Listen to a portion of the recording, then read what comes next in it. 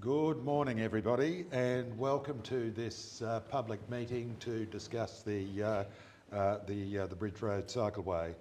I acknowledge the Gadigal people of the Eora Nation, the traditional owners of this land, and I pay my respect to elders both past and present, and I pay my respect to any Aboriginal persons in the room with us today and any who are to arrive, and I know one at least who is on her way here.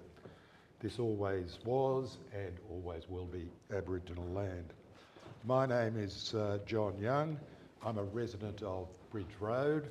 I'm a very proud member of the Glebe Society, and for what it is worth, I'm a barrister.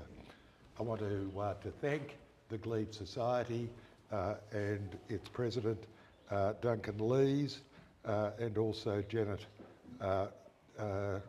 Oakley, who's the convener of the Transport and Traffic Committee, for helping to organise today's event.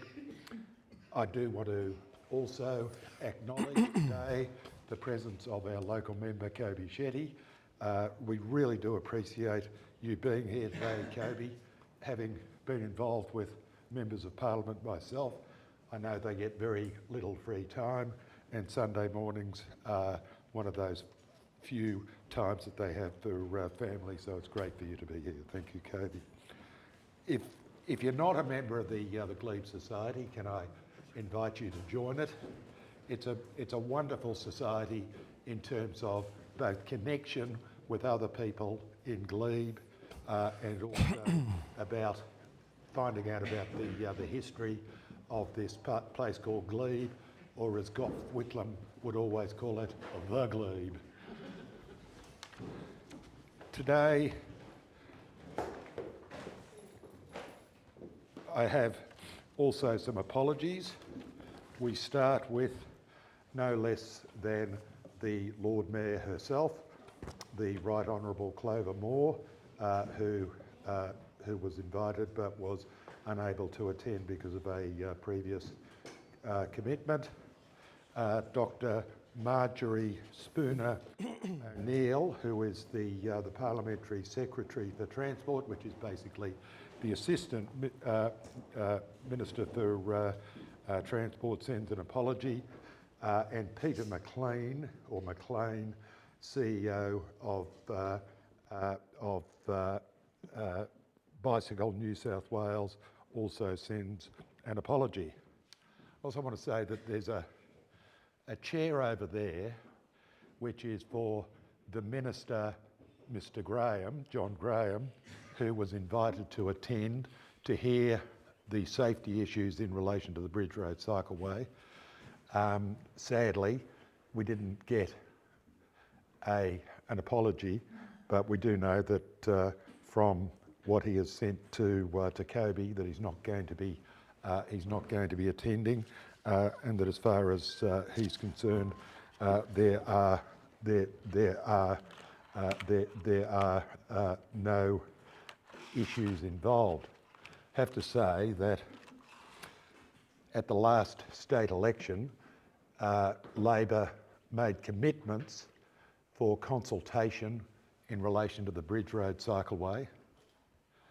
I assume those commitments were genuinely meant and didn't only apply if Labor won the seat, which they didn't. Kobe won the seat quite easily, but the fact is Labor made commitments in relation to this area, and this is an important part of Sydney, and Labor has not kept those commitments. The previous minister, Joe Halen, just consistently refused to come, and we're hoping that there might be a change when John Graham became the minister, but sadly that does not seem to have been the case. Now, today we're going to be hearing from the renowned, and dare I say it, legendary safety expert, road safety expert Zoran Bakovic of Traffic Engineering Centre. But first, I would like to invite Di Anstey to speak.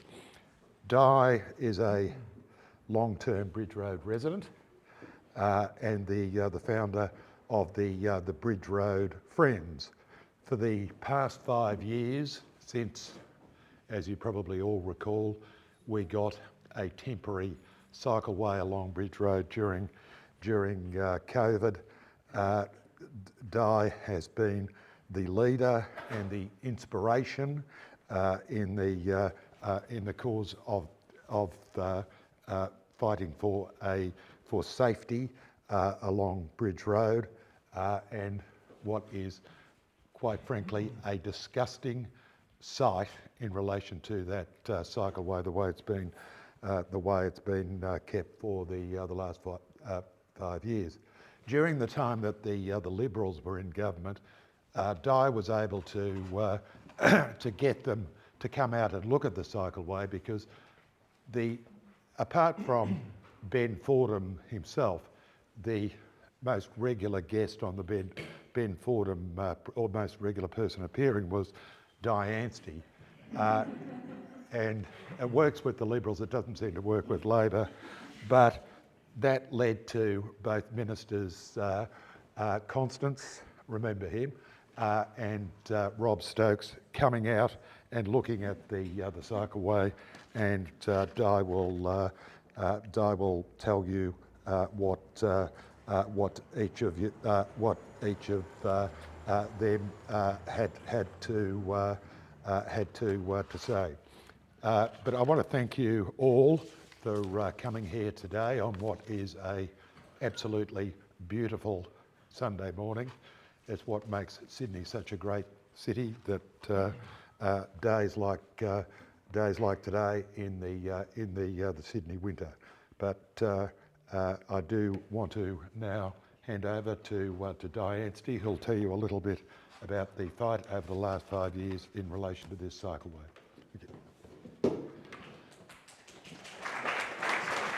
Thank you.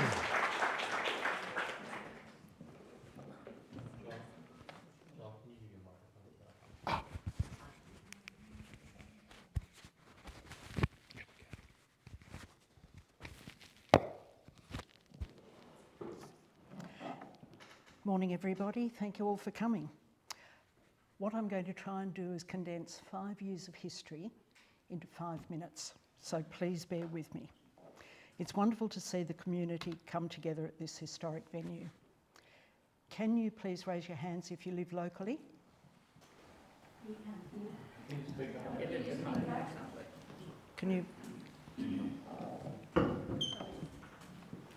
Can I also ask if there are any staff from Transport New South Wales or City of Sydney here?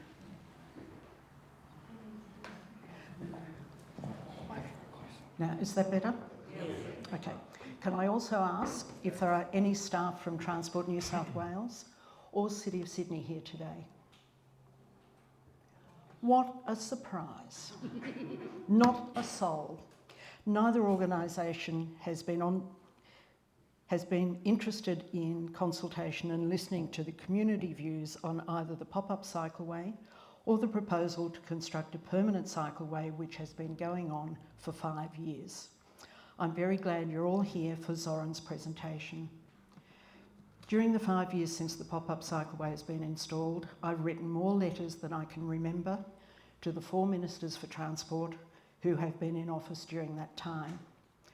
I have asked what is being done to fix the safety issues, requested meetings with ministers, and asked for more community consultation, and complained that Transport for New South Wales are not being entirely honest with the community about the cycleway project. I've also written multiple times to Lord Mayor Clover Moore. The Lord Mayor replied to my letter in 2020 saying the pop-up cycleway would only stay for 6 months. Over the past 5 years, there have been many applications for documents about the cycleway to be released to Bridge Road residents under Freedom of Information, GIPA. Thousands of emails and letters have passed between Transport for New South Wales and City of Sydney about the Bridge Road cycleway. So many documents, but still a safe cycleway design has not been achieved. That is what we discovered when we approached road safety expert Zoran Bakovic to conduct a design stage road safety audit on the design for the permanent cycleway. The design was never released publicly for discussion and comment, as it should have been. Instead, we had to request the design be released under GIPA. Soon after it was announced the cycleway would be made permanent in March 2022, an options paper was provided under GIPA. One of the 4 options that were considered by Transport was not to make the cycleway permanent. That was option number 1. Next to that option was a comment, would cause reputational damage. I assume that damage was to Transport New South Wales. A few months later, in October 2022, senior transport officials met with a neighbour and me on Bridge Road and told us construction on the cycleway would start in a few weeks. 12 months later, documents provided under GIPA showed that a safe cycleway design had still not been achieved at the time of that meeting, and no funding had been allocated to build the cycleway. Don't blame me for finding it hard to believe anything that is communicated from Transport New South Wales. Now, this is interesting for Glebe Point residents. Transport plans to shorten the 2 right-hand turn lanes at Glebe Point Road and Ross Streets if the permanent cycleway is built. These locations are widely known to be dangerous for cyclists, yet these changes are not included in the cycleway design. If these changes are not in the cycleway design, they do not have to be audited for safety risks. If the 2 right-hand turns are shortened, traffic flow on Bridge Road will be disrupted and lengthy delays will occur. I was able to meet with 2 previous ministers for transport on Bridge Road, as John mentioned previously. Andrew Constance told me in 2021 that Bridge Road is the wrong location for a cycleway because it is a main arterial road. In 2022, Rob Stokes met with me and said Bridge Road was a mess. He instigated a review which went nowhere.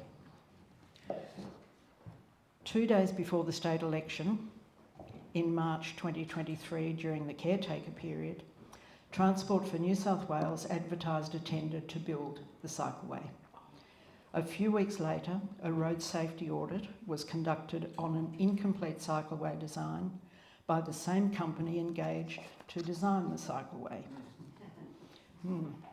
The tender to construct was later abandoned without explanation.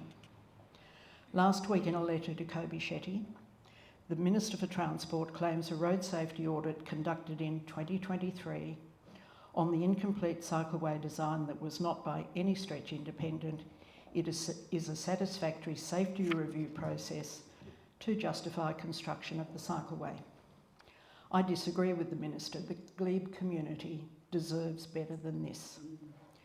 That is why Bridge Road Friends engaged Zoran Bakovic to conduct a thorough safety audit on the cycleway design.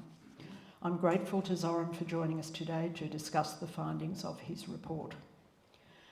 Both Joe Halen, Minister for Transport following the 2023 election, and the current Minister, John Graham, have ignored requests to meet with the community to discuss the cycleway issues. Finally, this meeting can be a catalyst for changing the Minister's mind. This cycleway is not being built at the moment, as the Minister for Transport claims. It is a 3-stage project, which is 2 months behind schedule. Before the cycleway can be constructed, retrenching of the entire length of Bridge Road must be completed, and then the entire length of Bridge Road must be resurfaced.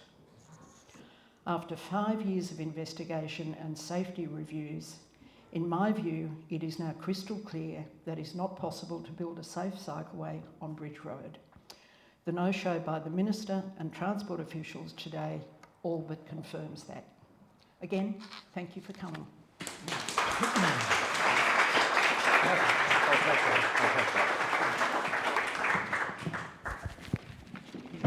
All right, thank you. How do we get that on?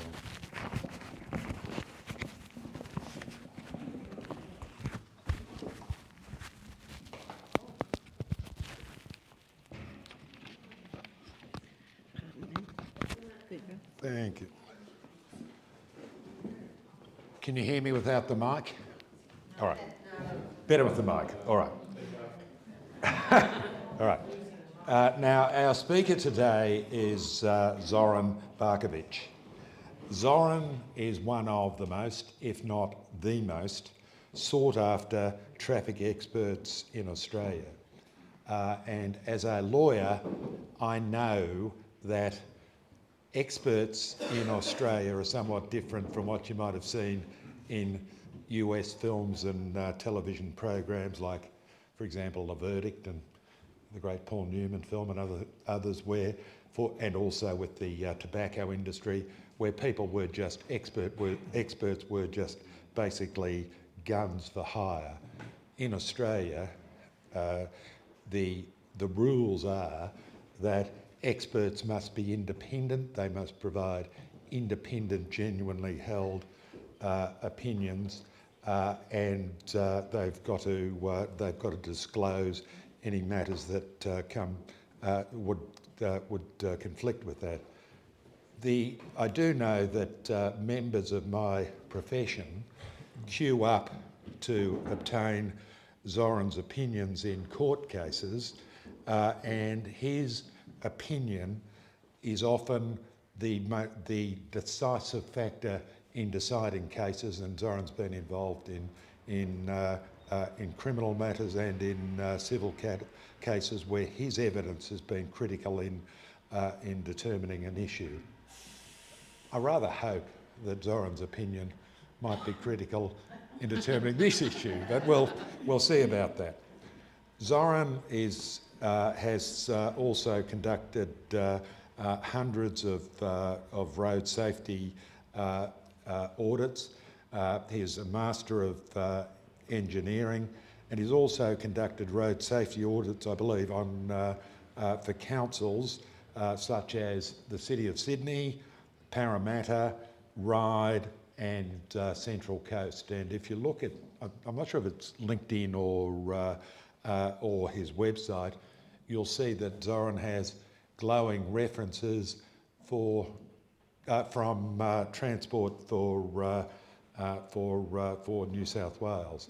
And Zoran's approach, I think, he'll correct me if I'm wrong, but it's to understand both the aspects of traffic psychology, that is the human element in it, and also assessing the safety of the design and construction in relation to the safety of a road or cycleway. So when Bridge Road Friends commissioned Zoran to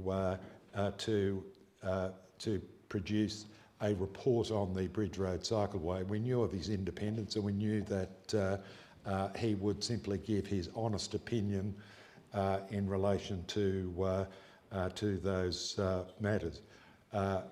My view, those findings are utterly startling, but I won't steal Zoran's thunder about those findings. The person to discuss his findings and observations is Zoran. So I hand it over to you, Zoran. Thank you very much.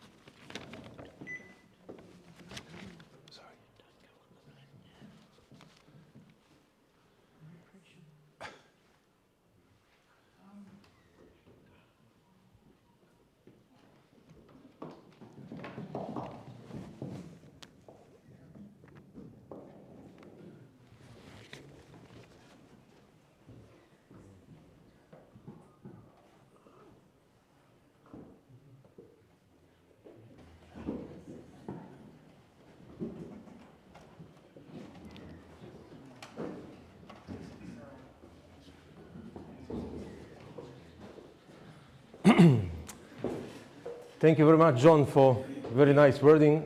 I usually feel more comfortable facing nasty barristers and crown prosecutors than somebody who flatter me. Thank you very much to all of you for coming today and dedicating your time on Sunday morning to attend this meeting and to hear this presentation. Before I start with the findings of the road safety audit, I would like just to tell you that my role as a road safety auditor is not to advocate anything, nor to convince you in anything or anyone. Our job as a road safety auditor is to be independent and to present findings to whoever would like to hear that and to consider that. And my approach, at least, and my company's approach, I apply that from the courtrooms, when as an expert, I always follow the following 4 rules. This is evidence, analysis of evidence, reasoning, and conclusions, and wherever that conclusion may lead us to. So before I start about that, I would like just for you, because I believe that most of you don't know what is road safety audit all about, and grasping a few concepts of that in the next 5 minutes would actually help you to comprehend and to understand the magnitude of the findings, and especially the magnitude and whatever else about the response.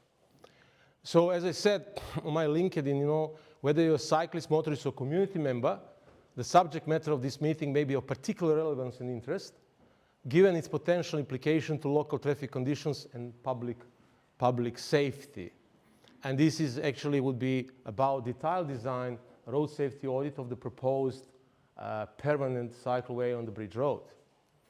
So what is, don't worry, you don't need to read all this, I will just mention to you. What is road safety audit all about? As this is from the latest Austral Roads guidelines, because Transport for New South Wales in their response mentioned Austral Roads a few times. And you know, just road safety audit is a formal examination of future road or traffic project or existing road, and where qualified team of the, you know, just consider crash potential. So that's a proactive process, and what is very, very important is considering all road users. So if you construct or you know, just if you design a pedestrian footpath, or if you design pedestrian crossing or cycleway or road, you always need to consider all road users. So when you design for the cyclist, for the benefit of cyclists, you need to consider all road users. I will explain later on, you will see that. So what is road safety audit? Is a formal process and not an informal check, carried out by people who are independent of the design of the road authority, and carried out by people with appropriate experience and training and restricted to road safety issues. What is the tricky part with the road safety audit? You may, I know that from the courtrooms when they actually ask under court subpoena, road safety audit is a formal document and a very tricky document if something actually happened, you know, just on the road, very tricky document, I'm sarcastic, for the road owner. Why? It would be used as evidence that the road owner had pre-knowledge of the deficiency that may actually cause the collision. And then I'm not barrister, not I would like to pretend, but John and people like John could explain you what is that implications. And if you have a couple of road safety audits, regardless of that, road safety audit is road safety audit, they need to consider all of them. You know, as long, from the moment when that audit is submitted officially to the road owner. In this case, is it Transport for New South Wales or City of Sydney, regardless. So, road safety audit is more than checking compliance with the standards. Yes, standards are important because that's a minimum requirements, but road safety audit is more than checking standards. Standards is just checking fitness for the purpose. Whether or not something that is proposed is actually good fitness for the purpose from traffic safety point of view. Because standards are often minimum requirements, and that is very important for this particular. Combining a series of minimums is undesirable and could leave no room for error. This is from Austral Roads. Either on the part of the designer, the builder, or, important, the final road users. And they also said, you know, just that actually, you know, just everyone, we need to consider all road users, of course. Why audit the design? Among all, to check that all likely road users have been considered, to check the signage, line markings, can vehicles turn safely, can road users see each other? Very important for this. So could you turn safely? Could you see each other? Please remember that. Is alignment and cross-section appropriate, and are fixed hazard present, etc., etc. So to identify safety risks and hazards, again, also roads, the most recent one, including those not identified, whatever, and then actually, and to ensure that design considers all foreseeable road users. That's a very important thing. All road users. Road safety audit is a process. It's not just a report. So we get design, we consider desktop analysis, site inspection. Site inspection is important to see potential for implementation of the design, day and night, especially in these urban areas. Then actually submitting road safety audit to whoever, you know, just ordered that. And then designers are obligated to respond. They don't need to accept, but they must explain the reasons for not accepting and the grounds. When we're doing risk matrix, this is risk matrix, when we're actually doing assessment of the risk level, you know, just is, you know, combination of likelihood, something to happen, and severity. I will explain you how that works. The first thing in this story is a deficiency. Then you ask yourself whether or not that deficiency could lead to driver's mistake or road user's mistake and could lead to incident. If the actual answer is no, then, you know, you just report as deficiency to note. If answer is yes, then the next question is how likely that deficiency is to lead to an incident. And in the incident, you know, just end up in collision, what is the likely severity of the collision? And then you actually have here a few examples. And then you find out, is it medium or high or whatever. What we try to prevent with the road safety audits? We try to prevent this and this. Graphic, isn't it? However, the good news is these are staged photos. These are not collision photos because these photos are staged, you know, just for, and I took them from the website of the legal firms that actually practice in the traffic law. I didn't want even to consider to show you the real photos. When you see the brain on the road, when you see actually everything else. And this is what actually road safety, because and I presented at technical conferences on AITPN, Australian Institute of Traffic Planning Management, that I was even president, New South Wales and ACT and IPWA and whatever, on different places. And I said, we're talking about collision. It's fatal collision, serious collision, whatever collision. And you get the impression that those collisions are actually that die, you know, that somebody else is killed. This is it. And I said, this is just actors. So road safety audit is a great tool. You must ask me why I actually show 16 Chapel. Yeah. It's a very, I mean, road safety audit is a great tool, but how we use available tools is what really matters. So Michelangelo, I guarantee you that I could go in the first art shop and buy better tool and better paints that Michelangelo had when actually he actually painted this ceiling. But I will never paint that ceiling like Michelangelo. And therefore, you know, just you have road safety audit tool, you know, just as a great, and then you have road safety auditors, road safety auditors, road safety auditors. You know what I mean. Now, this is very important. I would like to show you, that's very important for this meeting, I would like to show you example of proper response to issue raised by road safety audit. This is one council, City of Parramatta, great council in that regards.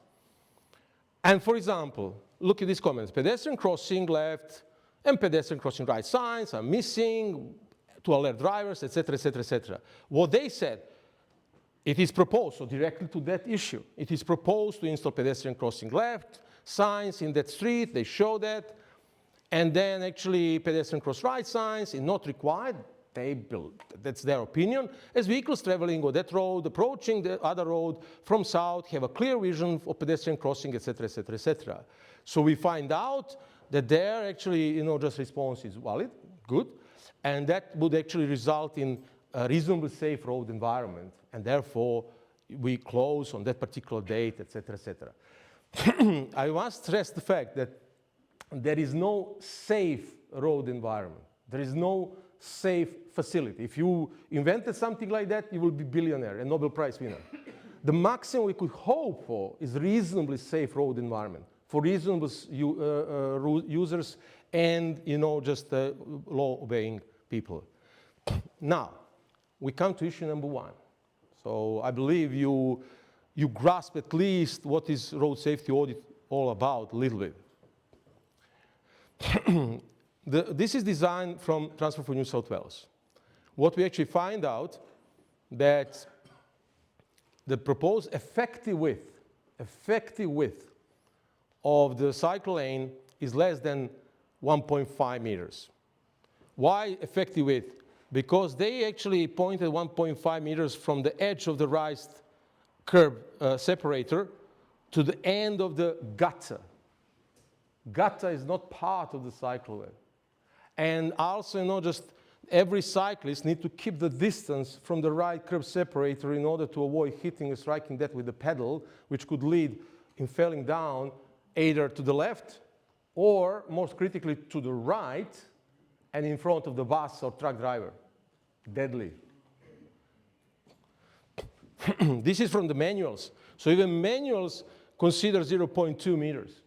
0.2 meters. Now, if you see, 1.5 minus 0.5 minus 0.2, you get 0.8 meters of effective width. Where is 1.5 meters? Where is even minimum 1.2 meters? And the fundamental road section design principles is avoiding multiple minimum widths.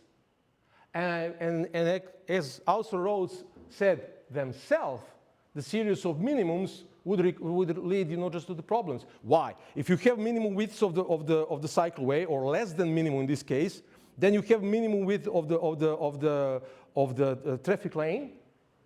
Any mistake by 20, 30 centimeters, guess what? You're going to be hit by a car, and then you have trucks, and there is no clearance between the trucks, just side mirrors, could actually struck a cyclist.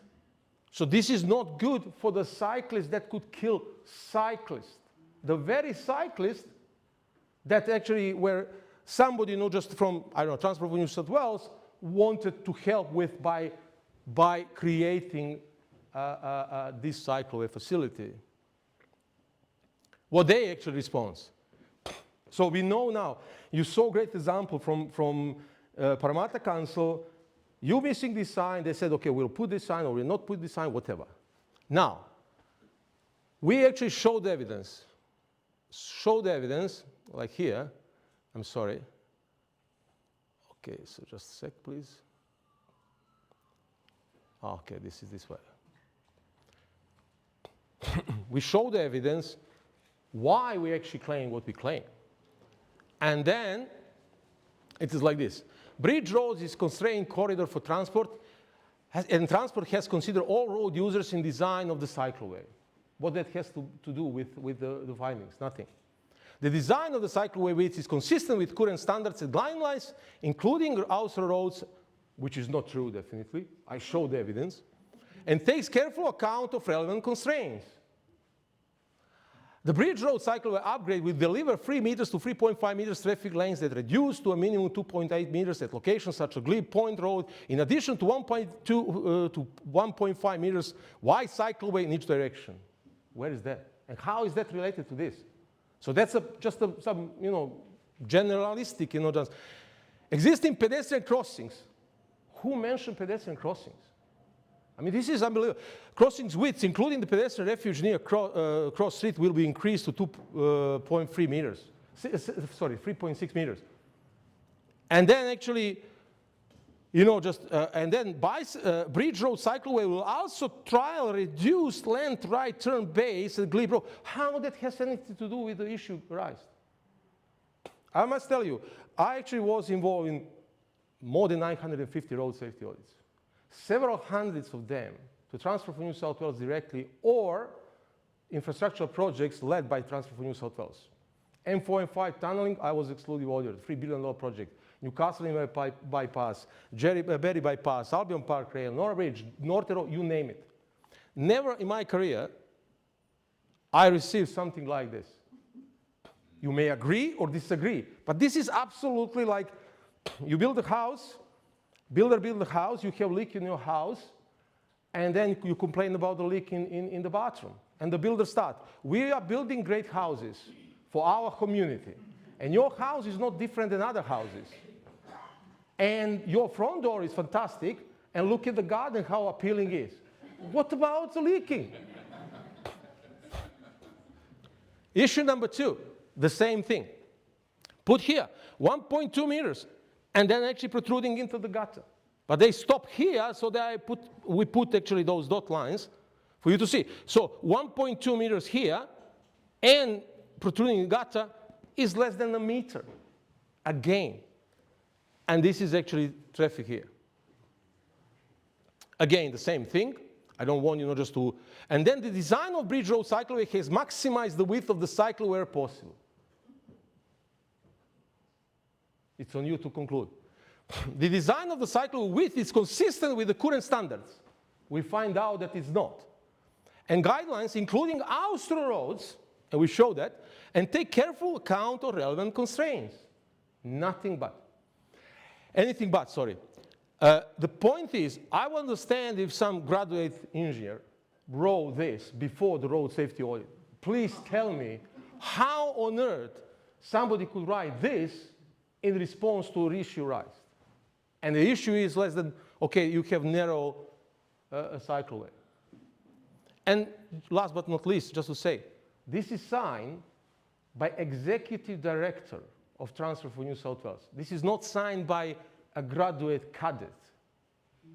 Executive Director for Active Transport and Vibrancy. I have no idea what vibrancy means in the context of traffic engineering, but it's on them to explain. Let's go now. We actually find out that they introduce, which is okay, that's fine, just this concept. And there is interaction between cyclists and pedestrians. So pedestrians have, just false sense of security. We are stepping on the zebra crossing. Everyone needs to give way to us. And the cyclist riding, for a certain length, seeing green,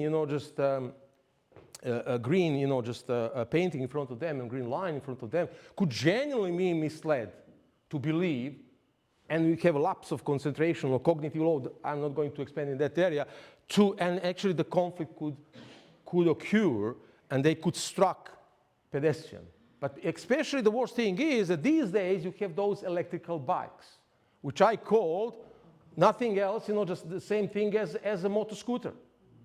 Except you put the petrol, you have electrical bikes. So we actually was considering that and commenting that there is no signage or any information to see who has to give way to whom. Usually I was lead auditor for City of Sydney a long time ago for the Burke Road, Burke Street, all those cycling facilities. And one of the options, is that actually you paint like a triangle, just upside down triangle, like a giveaway sign, and small giveaway sign for cyclists to emphasize, not that cyclists are bad, but there people actually simply overlook sometimes. And that's a very, very different topic. And then this is actually a response. I just don't know to cry or to laughing. The 2 new rise crossings, including Cross Street, where there is currently a pedestrian refuge, will significantly improve safety for pedestrians by slowing vehicles on approach. Put this way, we're talking about cyclists, and they're responding about vehicles. I get the impression they never read this. Improving accessibility and increasing visibility. What on earth has accessibility and visibility and vehicles with this particular, issue? We just said, look, guys, you actually have a problem because cyclists may actually struck pedestrian on the zebra crossing. They said, we received community feedback about the importance, so they now take, just leverage on community. So you guys are responsible. We received community feedback about the importance of safer pedestrian crossings, including from parents who cross the road to take young children to daycare. how that actually has anything to do with this. But that's exactly what we want to prevent. Young children and parents, just to be struck by a cyclist. We are pleased the improvements will be a direct benefit to them and many others. Okay, tell me what I'm missing here. How they could be pleased if actually after we figure out that could be a situation where the cyclist actually could be struck a pedestrian could be struck by a cyclist. These two new raised pedestrian crossings will function in the same way as other pedestrian crossings in New South Wales. I spoke with John about this and what that legal implication has. Okay, please tell me how many crossings you actually saw around here, just who actually have raised crossings, many of them, but with the cycling facilities. A huge number, and there is none with the cycling facilities. So what does it mean? That statement is not true. Bike riders are required to give way to people walking as per New South Wales Road Rules 2014. I will tell you the principle. I have, just as a part of my collision investigation training, no less than 10 trainings, 1 unit degree training in the field of human psychology, and 9 forensic training from the United States in the human factors. And many times, actually, collisions occur 1 kilometer, fatal collisions from the home. And on many occasions, the judge asked me, okay, is it that the guy is familiar, that the accused was familiar? I said, Your Honor, the sad truth is that so many people die 1 kilometer from their home all around the world. The problem is that we need to remind people about the hazard. So if you remind people about the hazard, and every hazard must be reminded about, then people, just are more alert, and perception reaction time is shorter, and chance to avoid collision or avoid incident is much higher. So you cannot rely, everyone knows that. You don't actually going and read the textbook and when you approach to the intersection and say, well, you know what, I approached into the intersection, and I need to turn right and stuff like this. Also, what I actually find out, I published even a book of the pedestrian crossing behavior as part of my second master in transportation, and it's on Amazon.com. What I actually said in that book, there is no such a thing as average pedestrian.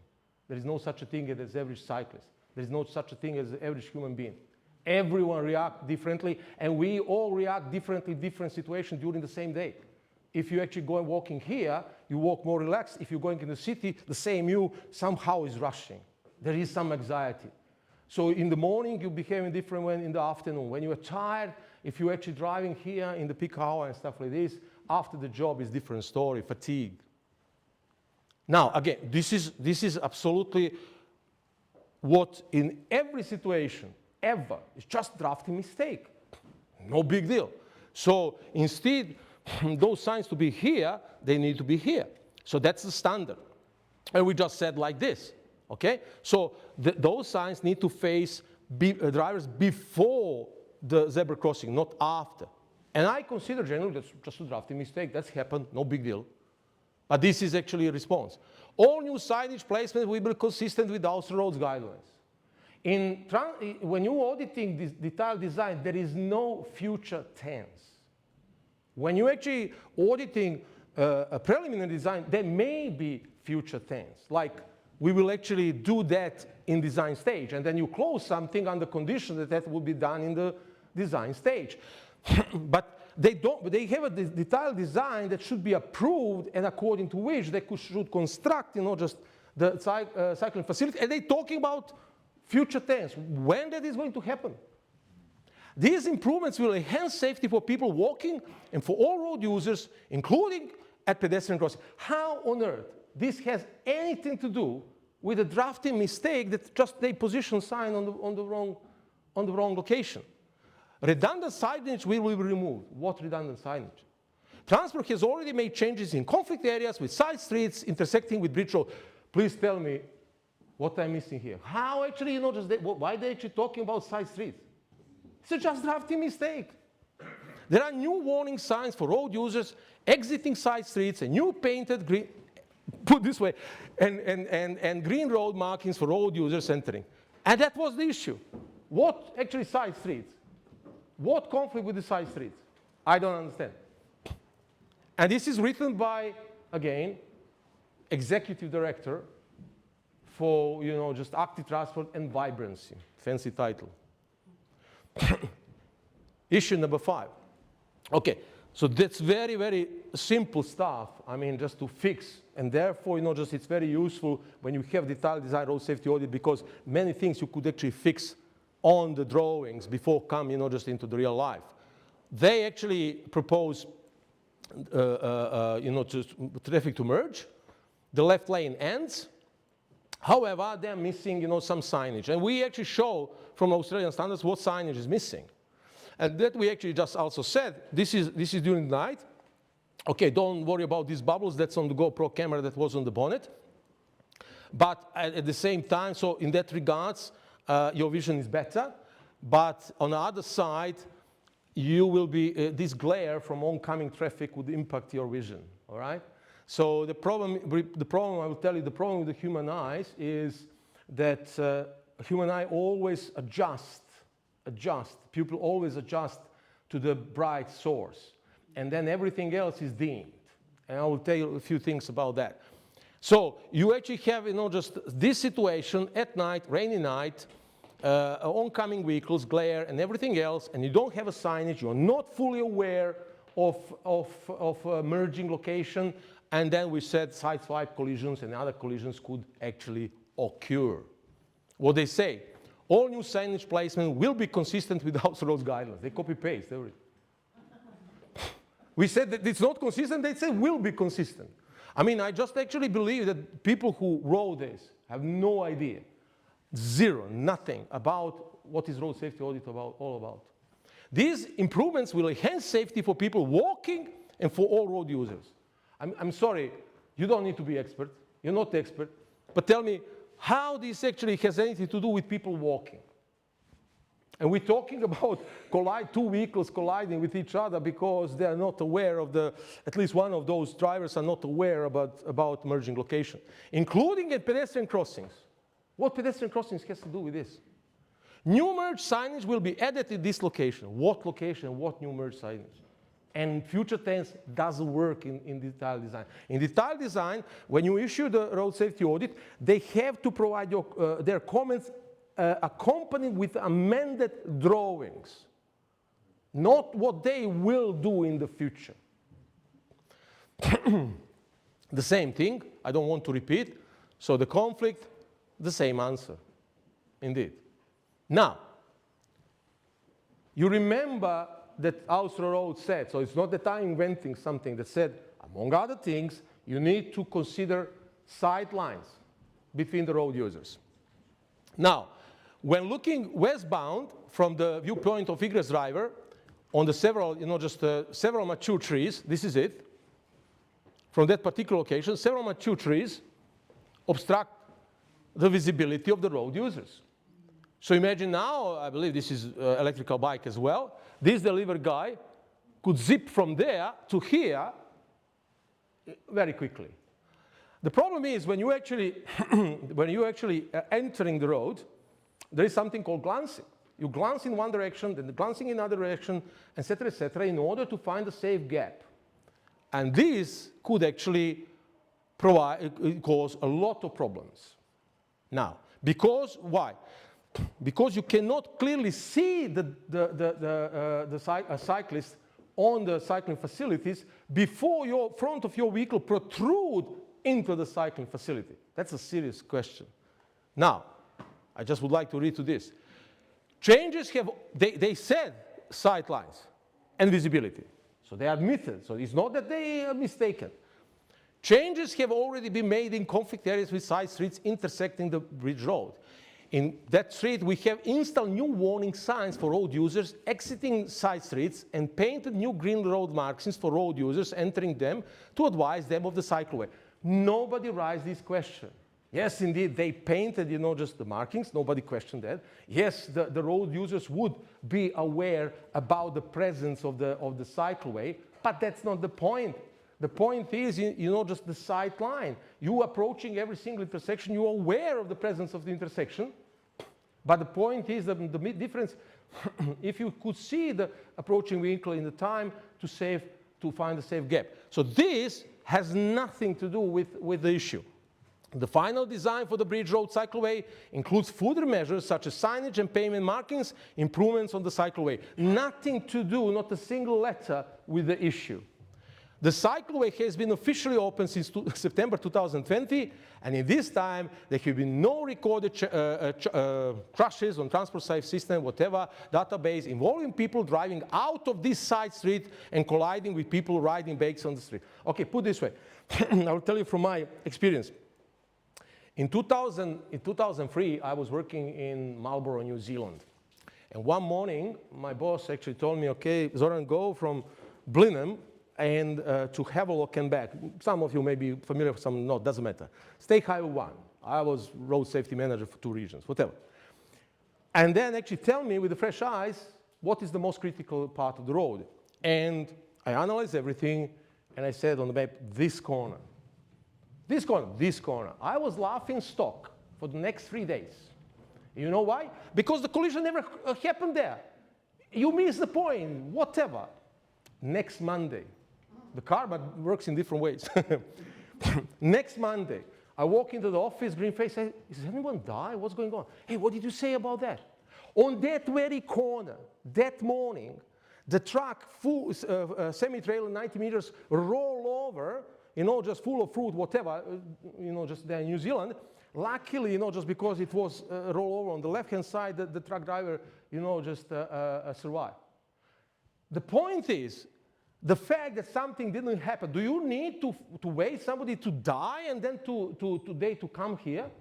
I remember when actually I was lead auditor on the Burke Road, I said to City of Sydney, okay, you need to delineate at the end of this curb because somebody could fall. Of course, they were actually all knowing, all smart and stuff like this. 7 days later, a cyclist, boom, did right there. They intend to sue or sue council. They immediately put the signage in place. And the point is, it's nothing to do, but worse than all, this has absolutely nothing to do with the issue.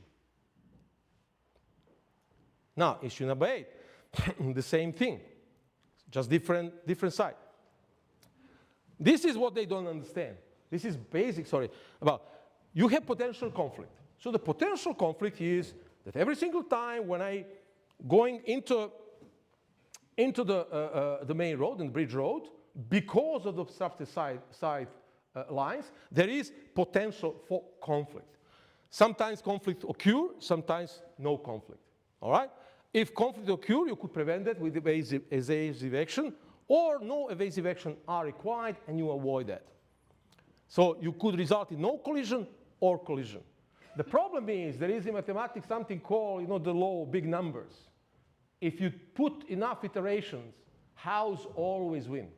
Always win. And this is just not where, if, you know, something happens, just when. It could happen immediately after, it could happen in 5 years' time, but what's the difference? But the worst thing, they didn't respond to that. They're talking about some different things. I talk about plumbing and I'm talking about garden. So this is another one stuff. The proposed here, this is a raised separator. And then this is a bus stop. Now, not only that the bus need to shift from the separator, usually the vehicles shift by ½ a meter because you cannot actually drive. Try yourself, everyone, today. Drive somewhere near a separator and you are going to, because you're not comfy, you know, just to drive 5 millimeters from that. There is no chance. You need to keep at least ½ a meter, whatever the speed is, even 20 kilometers per hour. But also, pedestrians going here have to step, tripping hazard, the rise curb separator, and you're going to the bus. Or if you actually step from the bus, you're going to broke your ankle there. You step on 400 millimeter separator. This is it. This is it. And what is the response? Please read this. The Piermont Bridge Road bus stop has designated pedestrian crossing for passengers to get on and off the bus across the cycleway. What it has to do with this? Which are clearly marked with the crossing lines. Who mentioned crossing lines? Who mentioned the crossing? We were talking about separator. These crossings will be level with the footpath and will not be trip hazard. Who said that crossing is trip hazard? And we actually, if they don't know, we actually put, just here and here. The trip hazard is crossing is, yes, again, you don't here have, just any signage, and that's a crossing, and the people are standing behind this tree, could not be seen by a cyclist that easier, especially at night. And then, just not only that, you have actually, for more fun, this rise curb separator and stuff like this. But the fact that this is level with the curb has nothing to do with that. Nothing at all. The design is not considered existing bus stops. And also, the proposed rise concrete bicycle lane separator protrude into the bus stop. This is, according to design, this is the sign for the bus stop. And please, and this is separator, protruding into the bus stop. As I said, evidence, analysis of evidence, reasoning, conclusion. So then, just we said, there is no sweat path analysis. There is no way that the bus could actually go this way to turn without encroaching. Conclusion, that's the risk. That's how that should be. Now, they say the cycleway barrier will not extend into the bus zone. Please. Is this bus zone? Is this extend? Yes, it is. And also what we actually said here, very importantly, when the bus stop, and considering that there is opposing traffic and everything else, and some people may overtake the bus as was observed during the site inspection, what those cyclists are going to do, where they are going to go, who put them in this position? This audit is more beneficial for the cyclists because ultimately here, most of the time on the receiving edge would be cyclists. And it's not just any cyclist. And I will tell you one thing, and I always said, I met in my life, in my career, many cocky cyclists and many, just arrogant cyclists. But I never met a single one after being struck by a car when actually standing in front of me, and I'm actually a collision investigator, and his only hope in the civil case that will get some compensation for the injuries sustained in the collision that he was blamed for. No one. And the people who actually encourage them to be cocky is nowhere to be seen. Nowhere to be seen. Why? Because they're not experts in that regard. They are not experts for the corporate. So now we actually have here, and this is again, cycleway barrier will not extend onto the bus zone, which evidently it's not consistent with the evidence. You make conclusion. Buses will be able to exit the bus zone without touching the cycleway barriers. Okay, please tell me how this bus will be able to do that, and there is no evidence for that, and that evidence is called sweat path analysis.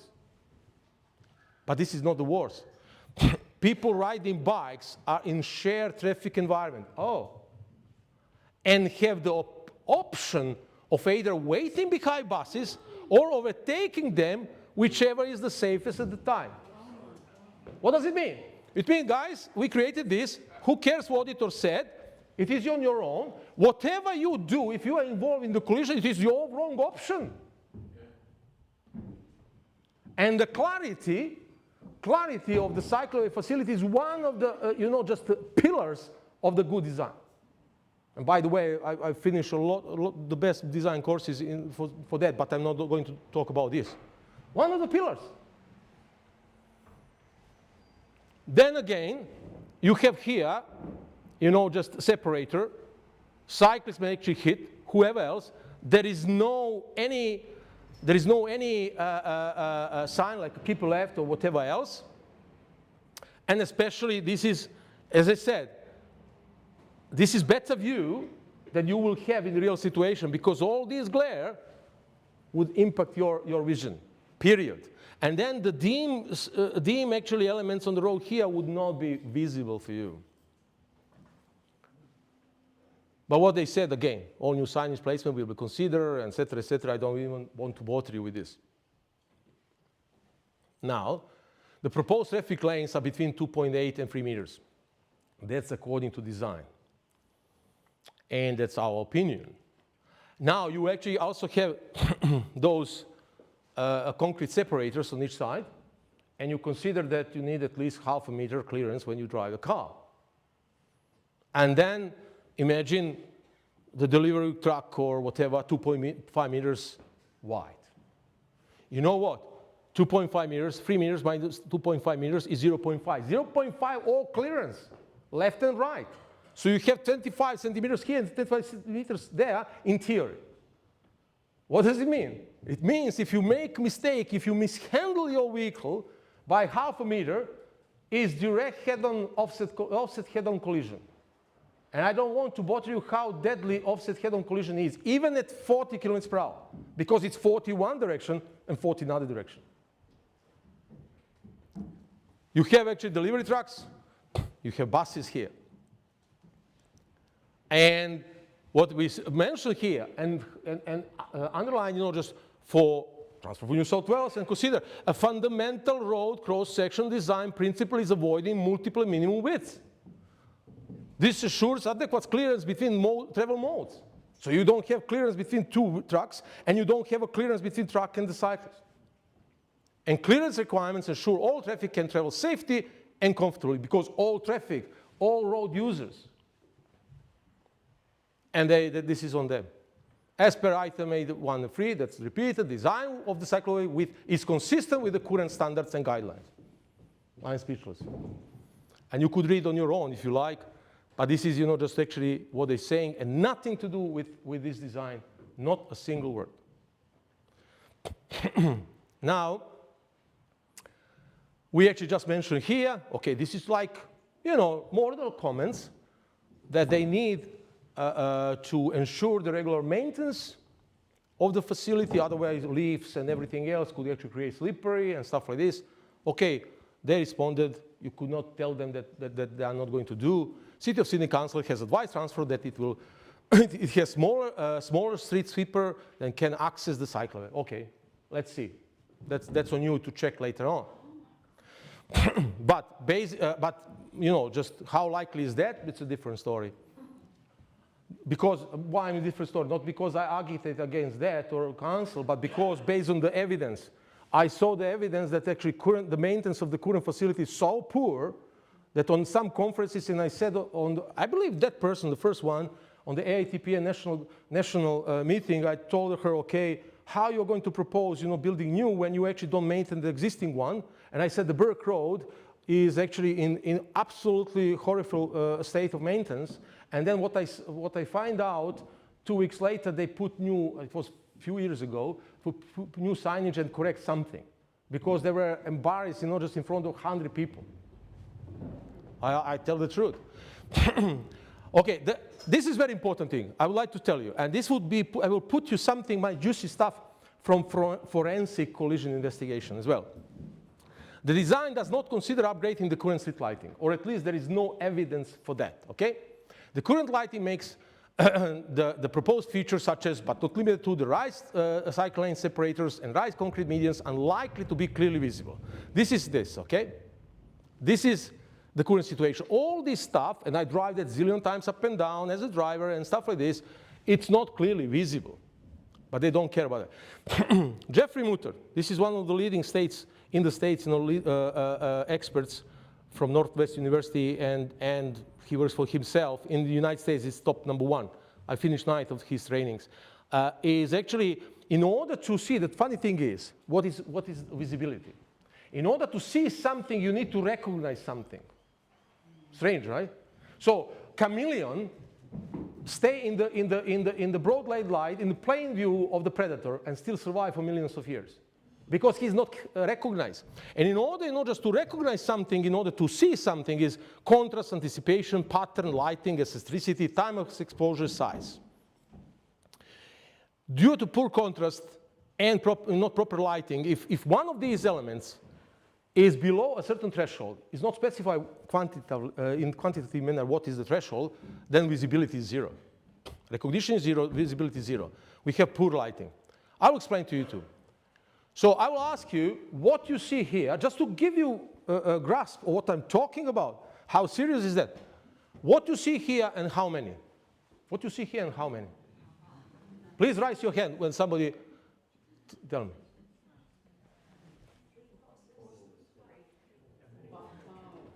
You see, the point is, after 10 seconds, the best guess, oh, it's horses and 3, and then 5, after 10 seconds. For 10 seconds, you didn't see 5 horses. Why? Because the pattern is broken, the contrast is broken, the shape is broken, the time of exposure is too short to be recognized. That's the same thing in traffic. And those 10 seconds is when you don't react to whatever is in front of you. What you see here, please? This is in front of my office in North Sydney. Could you see something strange here on this photo? Yeah, here. Be focused here. Do you see something of interest here on the photo? Something in the cycleway. This is a cyclist here. Whoa. This is a cyclist here. This is cyclist here. The point is, and this is much better than you could see. I took these photos a few days ago. This is much better than you could see in the reality because you can't see anything because of this glare. This is what camera capture. And even a camera glare free, you cannot recognize the cyclist. So if you coming now from the side road, being aware that you're coming from the side road, and you cannot recognize the cyclist, what is going to happen? You're going to protrude. What's the cyclist going? Boom. You don't need master degree to see this. You don't need to be expert. This is what we are talking about. This is what we try to prevent with audit. Another thing, the same pedestrian on 2. This is my wife, by the way. And I put here, and she's auditor as well. She's traffic engineer as well. So this is not properly lit pedestrian crossing, and this is properly lit pedestrian crossing. There is no shape, there is no contrast, there is nothing. That's what we say in our report, not because it's fun, but we know what we're talking about, that they didn't provide lighting for the pedestrian crossing. They didn't ensure, they just promised, oh, it will be. What lighting? Because proper lighting from traffic safety point of view is not proper lighting, the same thing as proper lighting from electrical point of view. It's not just about luxes or actually strength of the lighting source. It's about visibility of an object or pedestrians at the zebra crossing. So this is what we actually say, this actually is how it should be. And they say the 2 new rise pedestrian crossings will meet Australian standards. What on earth has actually 2 rise pedestrian crossings to do? These slides were not part of the report, this part of this presentation.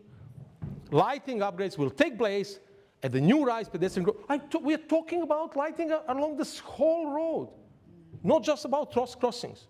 And they respond this. This is what? Executive director. Just active transport and vibrancy. Vibrancy is very important. Sorry, just a second. So now I must say something. Several cycling pram ramps. So they actually, Transport for New South Wales introduced in design pram ramps. I understand that. But we need to consider here and here what we're actually talking about is that people riding bike, genuine people, would actually led, okay, I have pram ramp. That means that I'm led to a footpath. But footpath is not share path. The footpath could be shared by cyclists to certain ages, certain conditions, but not by all cyclists. And even if it's shared by cyclists, the pedestrians and cyclists need to be aware of that and aware of potential conflict. And this design provides anything but. And they said the results is unaware pedestrians failing to notice a potential conflict, etc., etc. And we put everything there and explain and show the locations. I'm sorry, just what is now? Yeah? All right, just here, etc. And this is what Transport for New South Wales responded. Pram ramps are in place for bike riders to safely move from Bridge Road cycleway to the footpath, which is okay, we never question that. But here is not to end, not continue riding with general traffic. Okay. We never question that, that's okay. But it's nothing to do with the findings. Because what we are talking about is entering, just a space dedicated for pedestrians rather than exiting the space shared by vehicles. And they're talking different story altogether. And then, I don't know how is that. In New South Wales, children under 16 can ride on the footpaths, an adult can accompany them. What that has to do? A biker rider with a medical condition and suitable medical certificate and the rider accompanying them are also permitted to ride on footpath. Fantastic. But what actually we don't talk about that. We talk about the conflict that these people may have with pedestrians. And I don't blaming riders or pedestrians. We just need to say, okay, we need some specific measures there in place. At each of the pram ramp, signage will instruct people riding bikes to dismount, to support pedestrian safety, instruct people to. It is like advisory speed limits, advisory speed sign.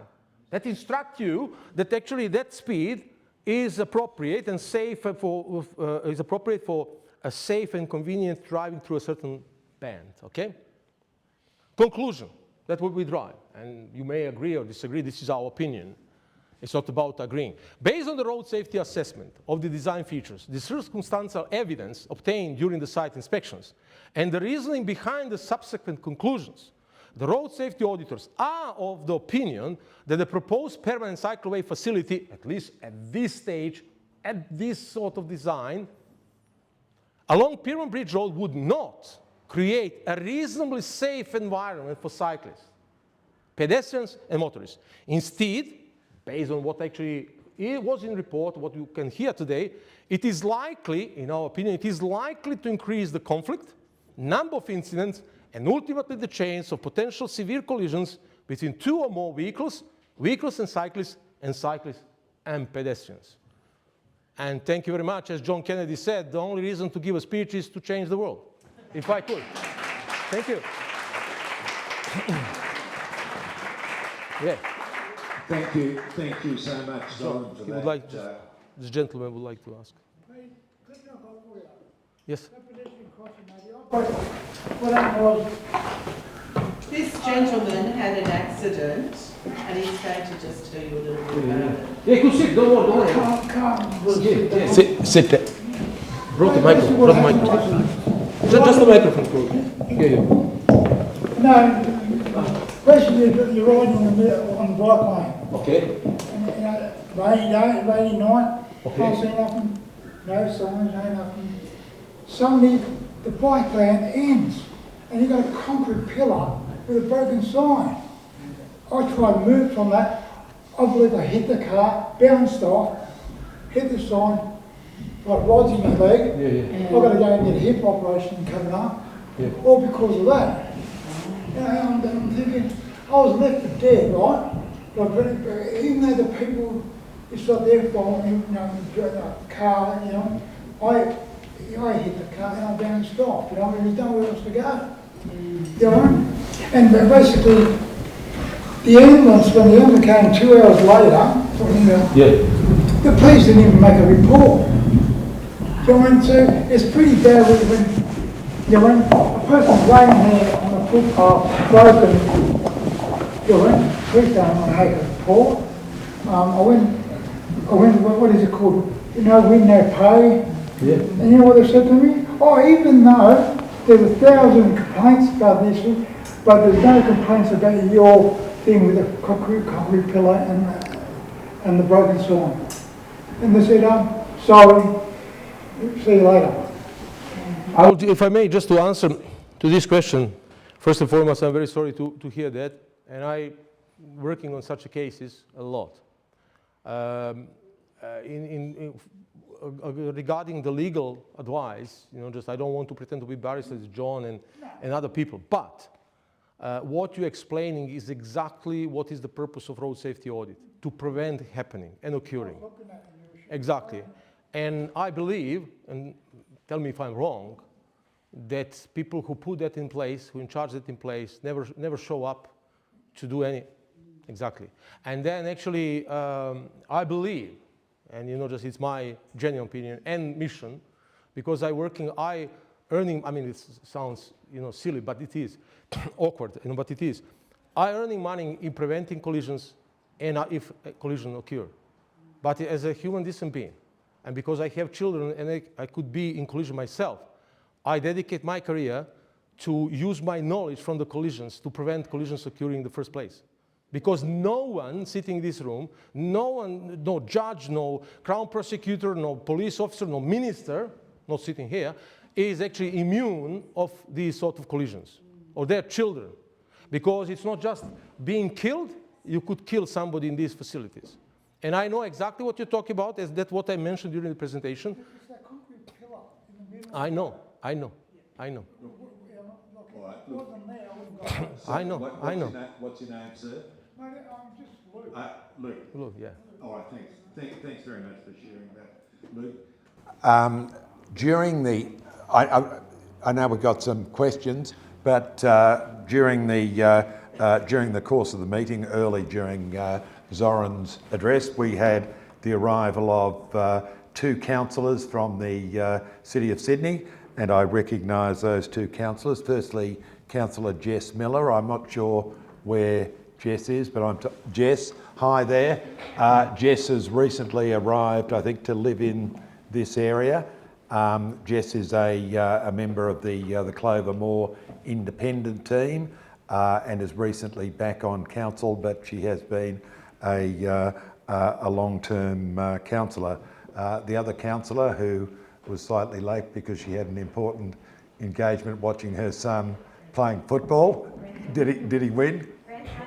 Sorry, grandson. Fantastic. That's Councillor Yvonne Weldon.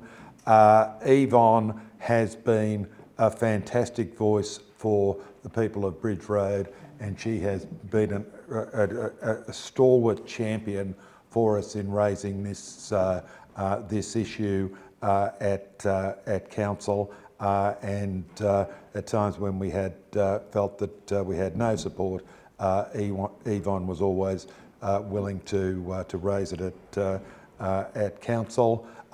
Yvonne was the first in the history of Sydney. This is astonishing, but 1842, Yvonne was the first Aboriginal councillor elected to the council.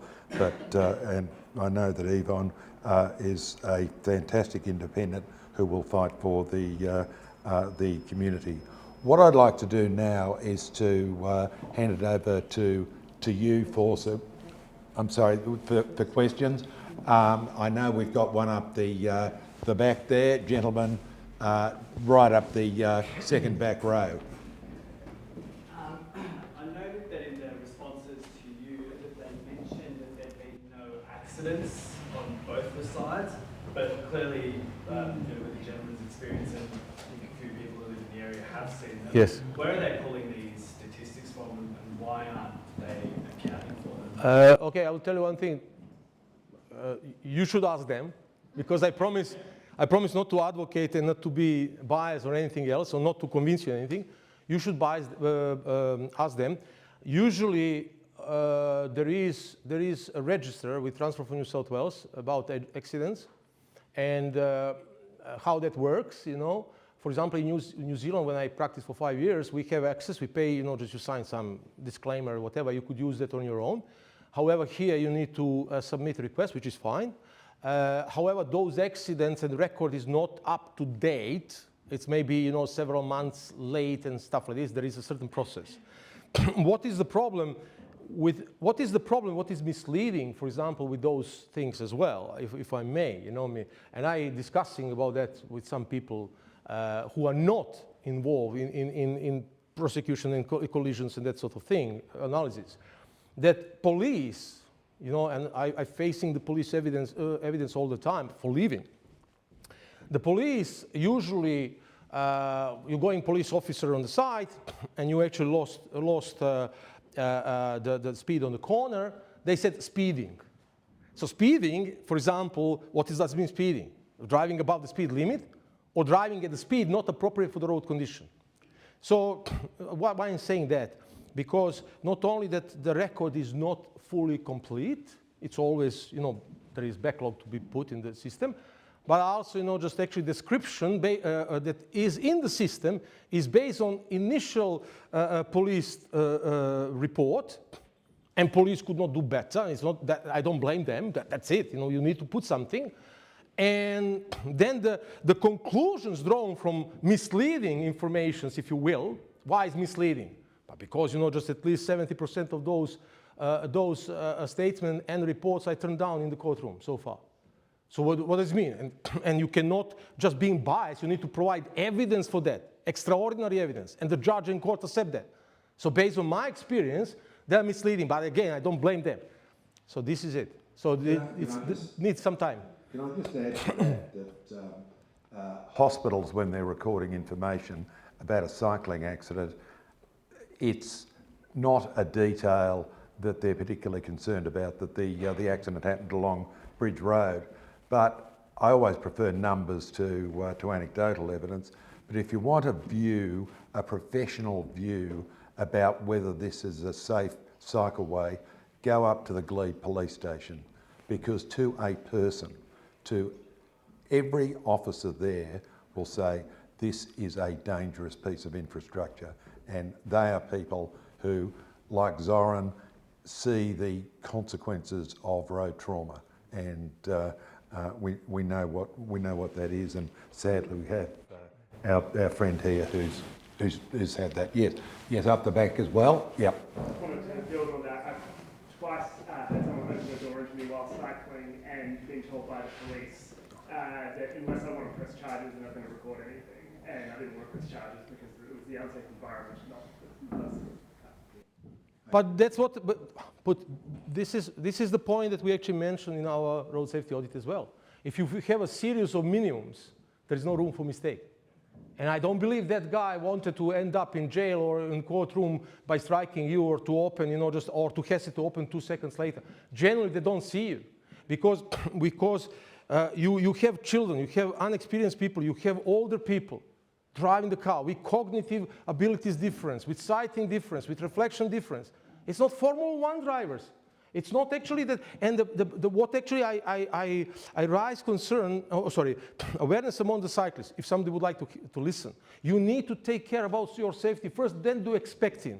And I said to John during one meeting, when I was a kid, 50,000 people city, we all ride bikes. That was our mobility. And I never heard one kid was struck by a car. Why? Because our mothers and fathers didn't tell us, okay, sweetheart, ride the bike in the middle of the road, and those bad persons, you know, just called motorists would actually take care of you. No, take care, have fun, take care, ride beside the road. They teach us in the school. And you never had a conflict. And if you don't have conflict, you don't have incidents. You know, that's the point. And these were both instances where they put right in the door zone. Yes. Yes. But I will tell you. I think Di yes. a line about that, don't you, about paint and cycleways? I think my line about painted cycleways is green paint doesn't make a safe cycleway. Yeah. Okay, all right, we've got lots of questions. We'll take one up the front here. Yes, please. Surely there's very little record of accidents because there's a very low frequency of bike riders in those cycleways. One of the things that you would notice around this area is that there's practically no one on that cycleway at any time of day. So could you just switch off something? As a cyclist who uses that cycleway. I will listen to you, so just something is noisy here. I apologize, could you just ask? Could you repeat, please? I apologize because of this, you know, just could you please repeat your question? Yeah. It's not a question. I think that the frequency has been exaggerated. Yeah. Because particularly the gentleman at the front, it is rare to see a cyclist on any of those cycleways. Perhaps more where Glebe High School comes up at Bridge Road, because people have come around the bay. But yes. Really, it's quite infrequent. Okay, I will. Can I tell you that? Just one more point. I'm sorry, there are so many bikes using that cycleway that it's actually quite dangerous to cross the cycleway to get to the other side of the road now, or to join the cycleway. Okay, may I say one thing? Okay, the fact, okay, if we assume that the number of cyclists is low, okay, let's assume that. There is a good thing about that and bad thing about that. The good thing about that is the number of incidents of exposure could be low. But the bad thing about that is the expectation of the cyclist to appear on the cycle lane would be low as well, which in turn, you cross zillion times, there is no cyclist. And then zillion the first time, boom, and somebody is actually injured. And that's the difference. And is it just we need to consider, once in the 5 years, yes, because it's not you. Please explain to gentlemen that once in the 5 years, you will actually end up on multiple operations. My job is to tell, and I always say to clients, our job as auditors, because there are two of us as a team, to tell the truth. We are like auditors, like doctors. We actually deliver just actually what is wrong. You go to the doctor, you don't expect the doctor to flatter you and to please you, but to tell you the truth. And by telling the truth, you have a chance to be healed. If doctor said everything's fine for you, sweetheart, because you will be upset if I tell you you're dead in 3 months. Your call. Not your call, the public call. And this is actually what is road safety audit about. To present in unbiased manner, based on the evidence, what somebody, and for public or road owner, need to know. What road owner is going to do about that, it's entirely on road owner, not liability of auditors. Right. Another one to the front here. Issue 9 that you brought up, that Yes. bus stop. Yes. I frequently catch the bus there in the morning with quite a few other people. Yes. And in the old days, pre-cycleway, the bus would come right up to the footpath and it was sort of easy to get into the bus, didn't have to look up very much. But now we have to walk across the cycleway and there might be, half a dozen of us. And a couple of weeks ago, an electric bike rider was coming down and yelled at us, "Hurry up!" He didn't want to stop. And some of us take longer to get across the cycleway to get onto the cycleway. I know, and that's why we actually said here that some sort of measures are required, at least to emphasize and enhance who would need to give way to whom. And at least in that way, whoever is the owner of the facility, if that facility proceeds further with, would be less liable in those situations. And your chance to suffer would be a bit lower with that. But if you don't have, and especially you have these days, significant number of those delivery guys riding electrical bikes who rush, I believe, to earn the buck, and who are tired, fatigued, and everything else. Good kids, hardworking kids, but in all these impediments, fatigue and stuff like this, in that particular occasion, imagine combine that with night. Imagine you standing as I show behind the tree because it's bus stop there. Imagine the bus stopping there. You stopping, okay, that's a footpath. False sense of security, recipe for disaster. Why? Because there is nothing to alert that poor kid, just about you're going to strike somebody. And this is all road safety audit. And instead to hypothetically say, okay, we will put this signage and that and this. No, everything is fine. All right, look, I'll try and get through many if we can. So Yeah, absolutely. I'll try and keep the questions short. And let's take the one on the right. When you did the audit, did you take line bikes and stuff like that into account as well? Like how many of those line bikes? Just because like a lot of those people don't have helmets and things like that when they're going on them. The share bike thing, did you guys take that into account? I didn't. There's a lot of like share bikes, I noticed, going up and down those. Share bikes. Yeah. No. Put this way. This is in the field of traffic planning or planning of those cycle facilities. You know what I mean? For example, road safety audit doesn't consider why somebody choose this actually as a bike route. We don't consider that. I mean, I could discuss, but in a different meeting. But road safety audit doesn't consider that. Doesn't consider those details. We consider design and just the conflict. Whoever choose to ride the bike, okay? And is it share bike and stuff like this, unfamiliar, not familiar. And road safety audit consider as a bottom line people unfamiliar with environment. Yeah. So it means if somebody take the bikes, he may be unfamiliar, could be tourist, and is everything in place to alert unfamiliar person about the hazards and hazardous situation. Take this one up front. Look, after 5 years, we are where we are. And I think it's not unduly cynical to say that Transport for New South Wales is determined to do this cycleway and no force on earth is going to stop them, I don't think. I was really just a question to our local member and the councillors. I mean, at this point, what could we do? All right. Can I just take that on notice? What I'm going to do is I'd like to leave a little bit of time at the end, if they wish to, so that each of Kobe, Yvonne and Jess can respond. That'll be a time to raise that. So if we want to raise what we'll call a sort of policy questions, can we leave that, just park that for a moment? It's an excellent question, but I want to just deal with any technical questions to Zoran at the moment. Yep. This is a technical question for you. So your report outlined a lot of risks, and you did give sensible solutions for many of those risks. But is there a sensible solution for all the different modes of transport to exist on Bridge Road, given the width issue?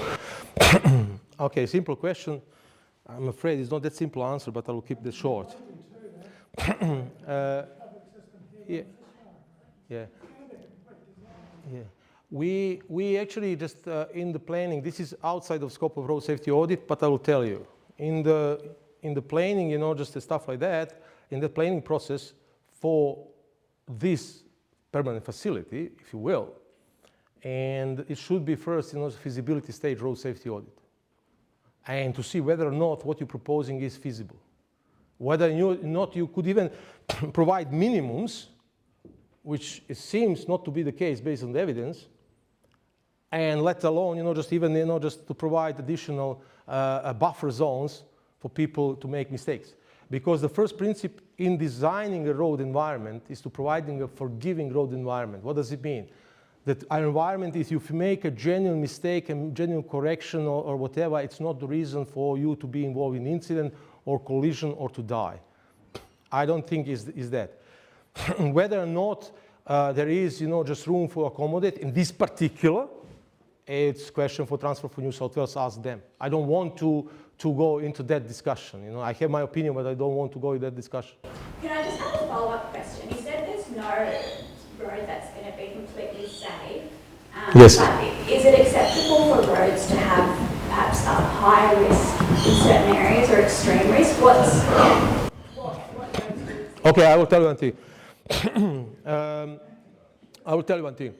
If you have an older road, especially in Europe, in urban environments in Europe, you have medieval castle and stuff like this, and then in 19th century or late 18th century, after the Industrial Revolution, public transport come in place, and you have cities like Sydney. Without public transport, you cannot go. So the question is, in those streets, we could discuss about that. Because that's historical cities, this or that, and you do some different measures. But when you prepare a new design of a new facility, there is no excuse to be high risk or anything like this. You must provide something with that is reasonably safe road environment. What does it mean reasonably safe? That means if you're reasonable road users, if you drive according to law, more likely than not, in all foreseen circumstances, you will never be involved in collision.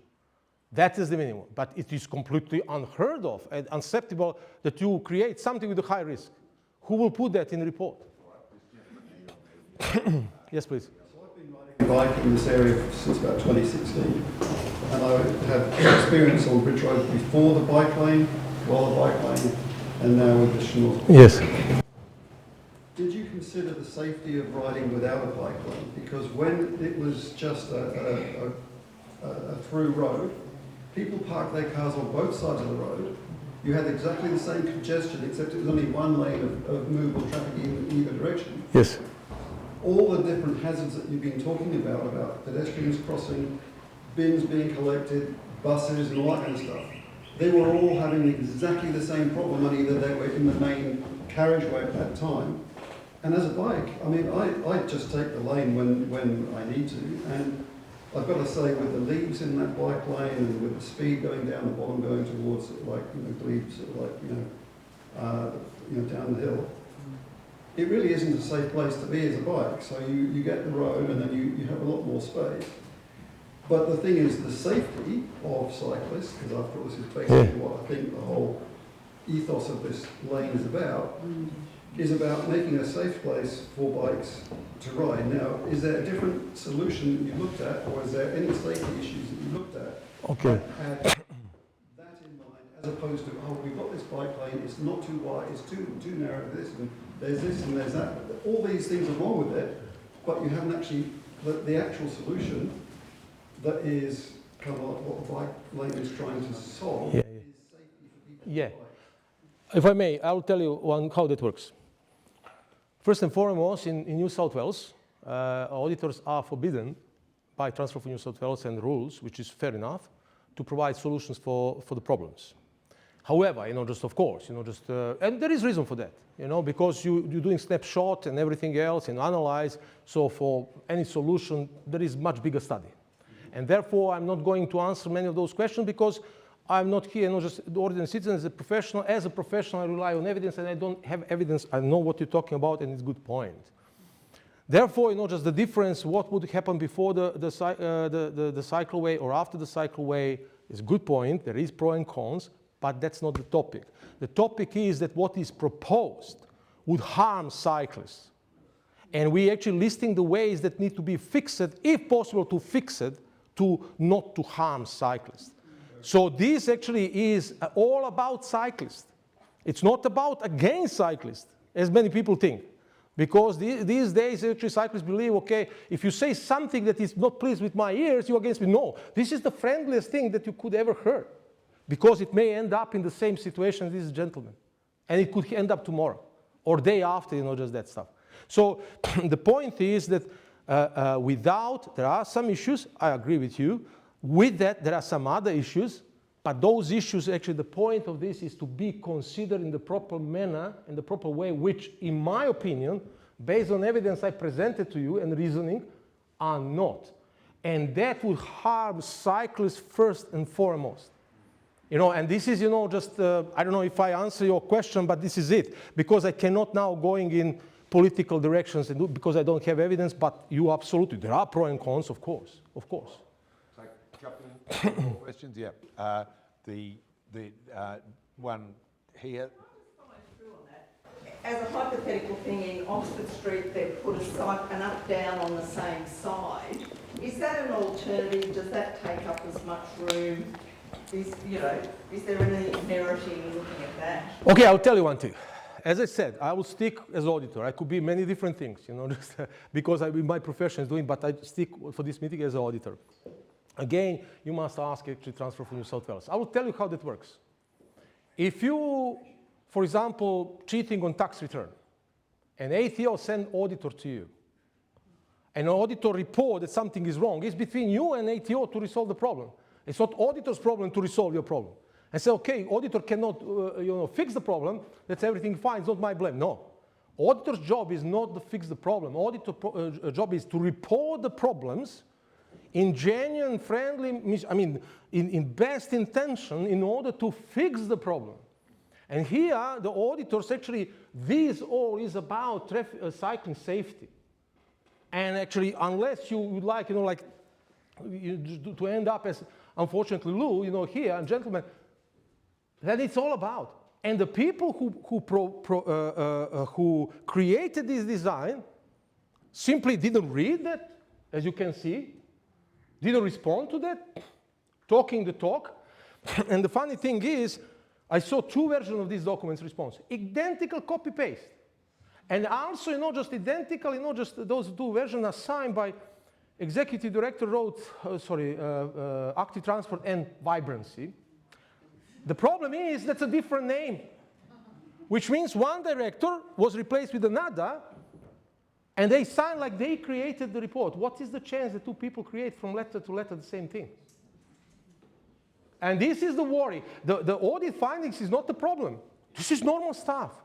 But the problem is actually inadequacy of the response that ultimately would hurt cyclists, not me sitting in my office in North Sydney, trust me, but somebody who will ride here bike. And that is my mission, to tell that what community and Transport for New South Wales and Minister will do. I couldn't care less. I did my part. What I could care less, to tell you the truth and to stand here. Right? Yes. All your talks about conflicts between cars and cyclists. Yes. Yes. All the talks about Sorry. conflicts between the cars. Here, yeah, sorry.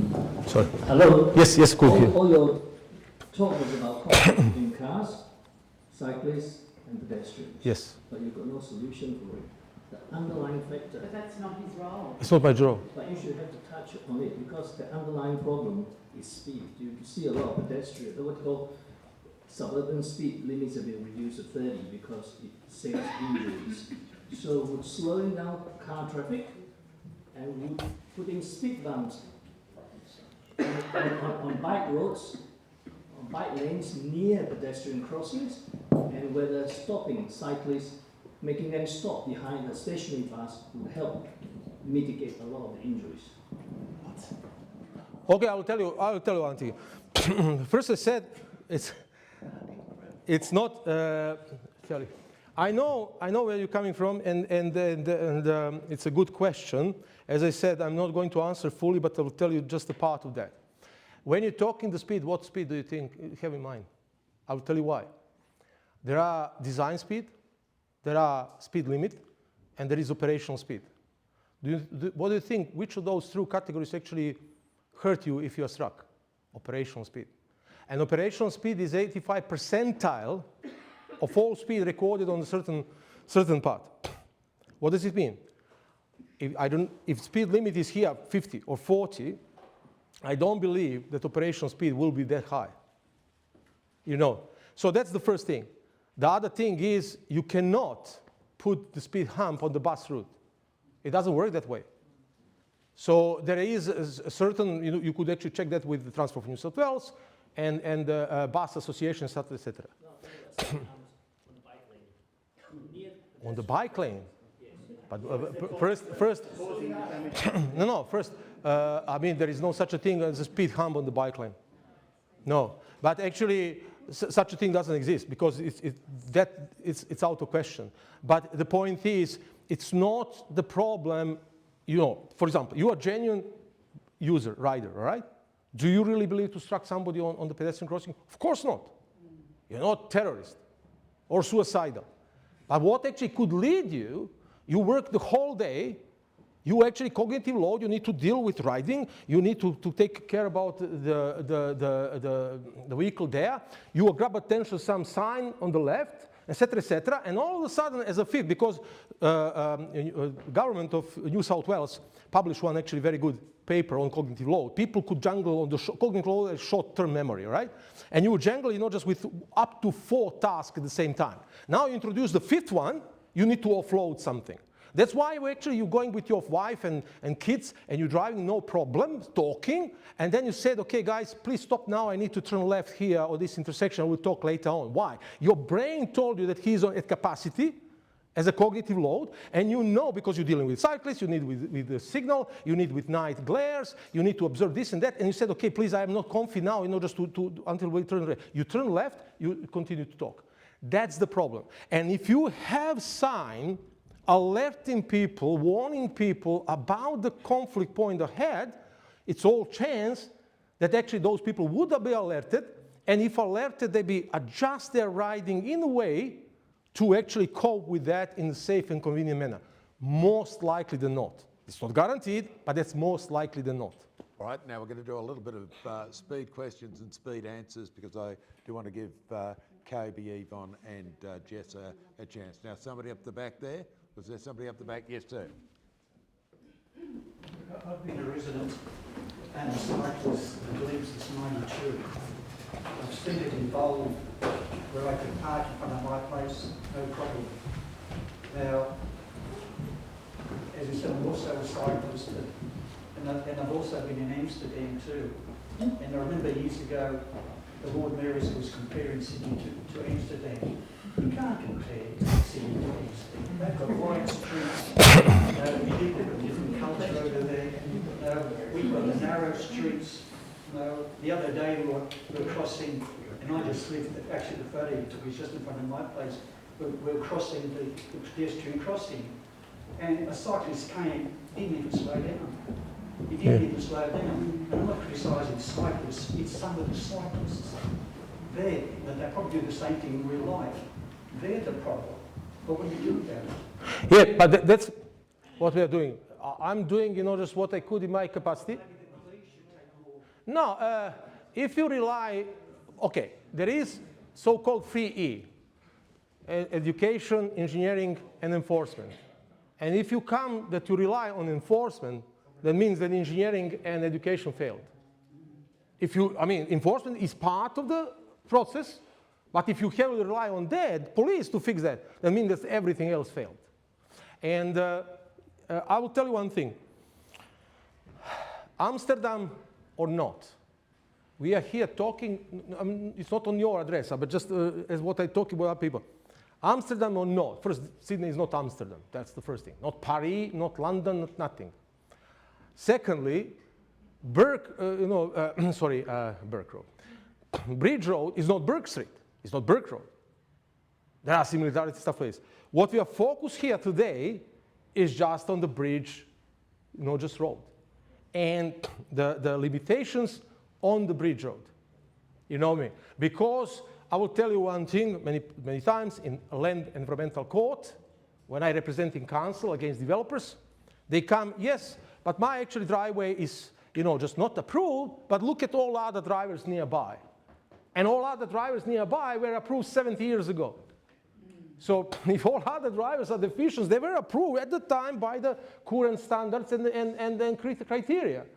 And just if you're going retroactively, half of Sydney would be actually cancelled, just on that ground. But you cannot retroactively approve that. Therefore, what I'm talking about, what other issues you have in the city, and what issues or benefits they have in Amsterdam has nothing to do with the tile design of this particular facility, because what we try to do is to awareness of the problems that you and everyone like you could actually face as a pedestrian, motorist, or cyclist had they proceed with this design at this condition, in this condition. Or they will give up, or they will amend something. It's not on me to say. All right. Look, I think given the time, well, you can hear me anyway, surely. I think given the time, we might leave questions there, and I will invite, if they wish to, each of Kobe. Kobe gets the honour as the second tier of government. Yvonne. Just before that, yeah, sure. Okay. Question of the audience, basically. And how many people actually regularly cycle along the cycleway on Bridge Road? Could you raise your hands, please? And not the footpath. And not the footpath. Yeah.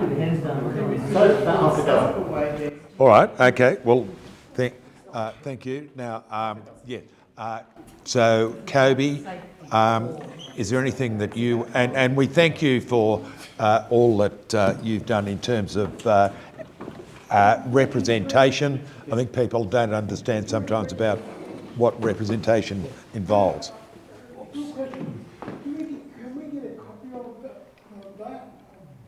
We'll be able to help you with copies of documents, sir, so you speak to me afterwards and we'll try and give you whatever you want, okay? Yeah, okay. Thank you. Look, I'll keep it brief, but I just want to say a big thank you to all of you who have continued to raise these issues and these concerns about the safety on this cycleway. I am a big advocate for cycling. I ride a bike. I actually use the cycleway myself, and having lived in other cities that do design cycleways that are safe, I can say unequivocally that I don't think that the Bridge Road cycleway is safe in its current state. There's several merge points which have been pointed out in the safety audit where you're thrown back into traffic, and it's only that I'm a long-term, very experienced cyclist that I feel comfortable riding along that route. I wouldn't want my kids to ride along it. I wouldn't encourage anyone who's a beginner cyclist to ride along it, and so I think there's many, many valid safety reasons, that safety concerns that have been raised and we continue to raise. I think part of the problem that we've got with Transport for New South Wales is they are determined to push ahead with it in this location.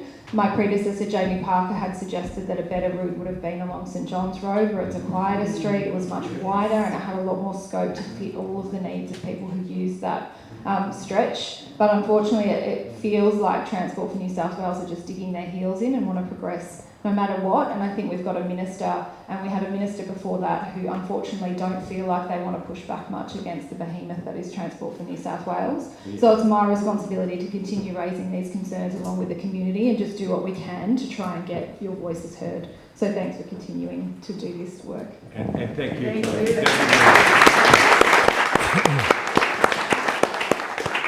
Now, next is Jess Miller, because Jess is alphabetically first and is a longer serving councillor. So you get second go, Jess.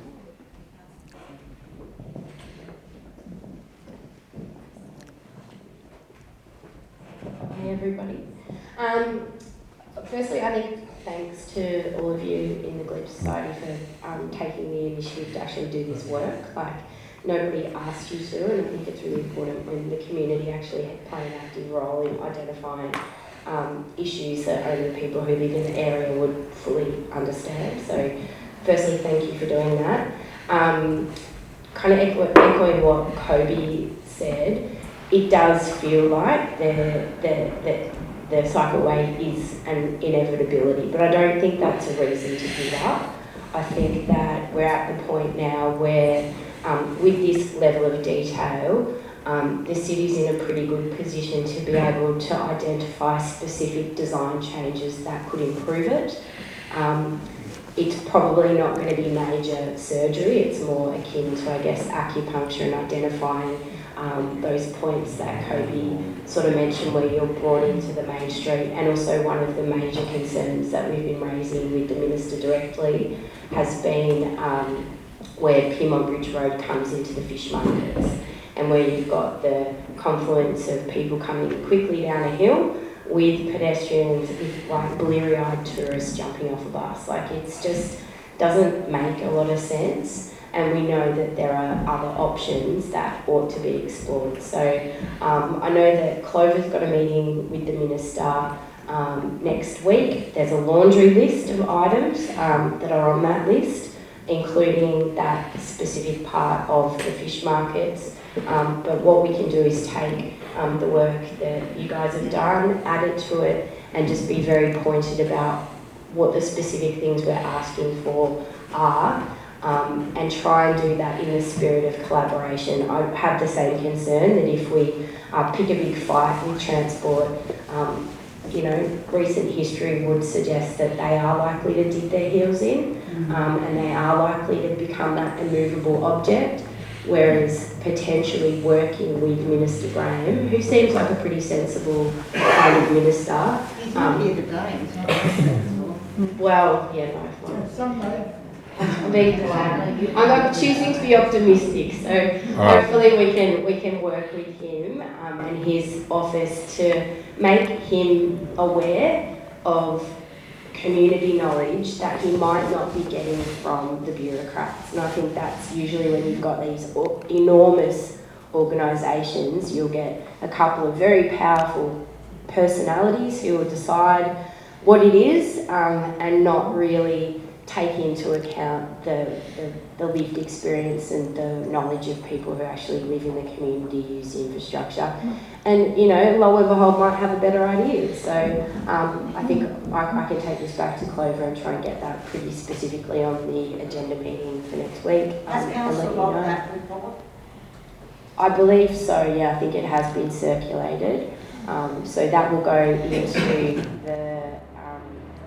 staff who do that. I'm not an expert on any of this. But we can also, I can raise it in the pedestrian, in the cycling committee that I'm a part of. So that deals with the more technical stuff.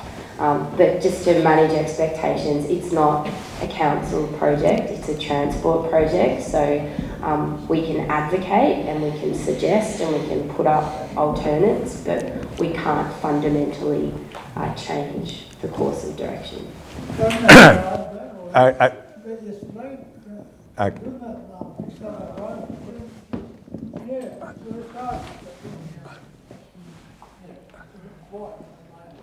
Can I just say, Jess, just before Yvonne comes up, that some of us may be getting on a bit, but the fight ain't over. As Teddy Kennedy once said, the will endures and the hope lives on and the dream shall never die. Now, I'd like to invite Yvonne Weldon to speak. Thank you. If I can, I actually was sitting there listening to what was being presented and reflecting about some of the issues I raised at council, and particularly I would like to, if I can, for those that haven't participated or come along, because it is a little bit painful sitting through council meetings at times, I can attest to that. But for me, I actually want to share with you the words that I shared in June 2024, particularly the last notice of motion I put up to council, which was voted down by Clover and team. The misrepresentation of facts relating to safety issues on Bridge Road in Glebe and failed to warn cyclists how dangerous a temporary cycleway continues to put cyclists' lives at risk.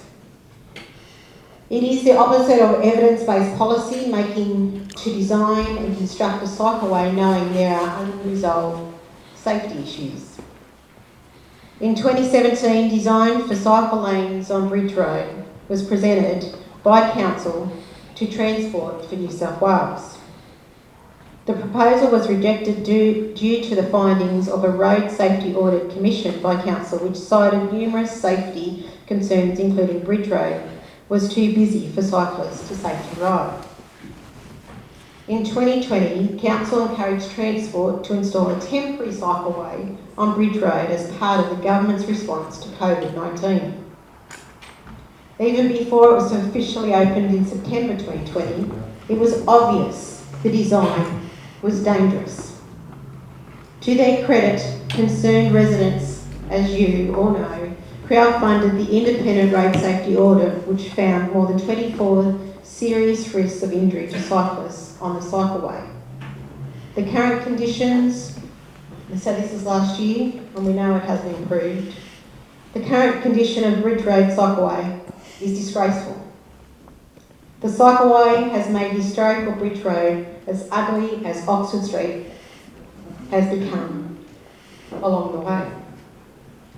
The idea that temporary flaps that fall into traffic and Pempix barriers no longer bolted to the road offer any protection to cyclists is a dangerous lie. 4 community updates confirming a new permanent cycleway will be built have been uploaded on Transport New South Wales website since March 2022. The most recent one last month, and this was again last year, did not specify a date when construction would commence, and the design for the permanent cycleway was buried in an attachment to the announcement. However, the devil is in the detail of the documents released to the Glebe Society under GIPA. The fact that this information had to be sought under GIPA is an indictment to each and every one of you. It is required a design stage safety audit has been conducted on the design for the permanent cycleways. However, the audit did not include some of the crucial safety elements.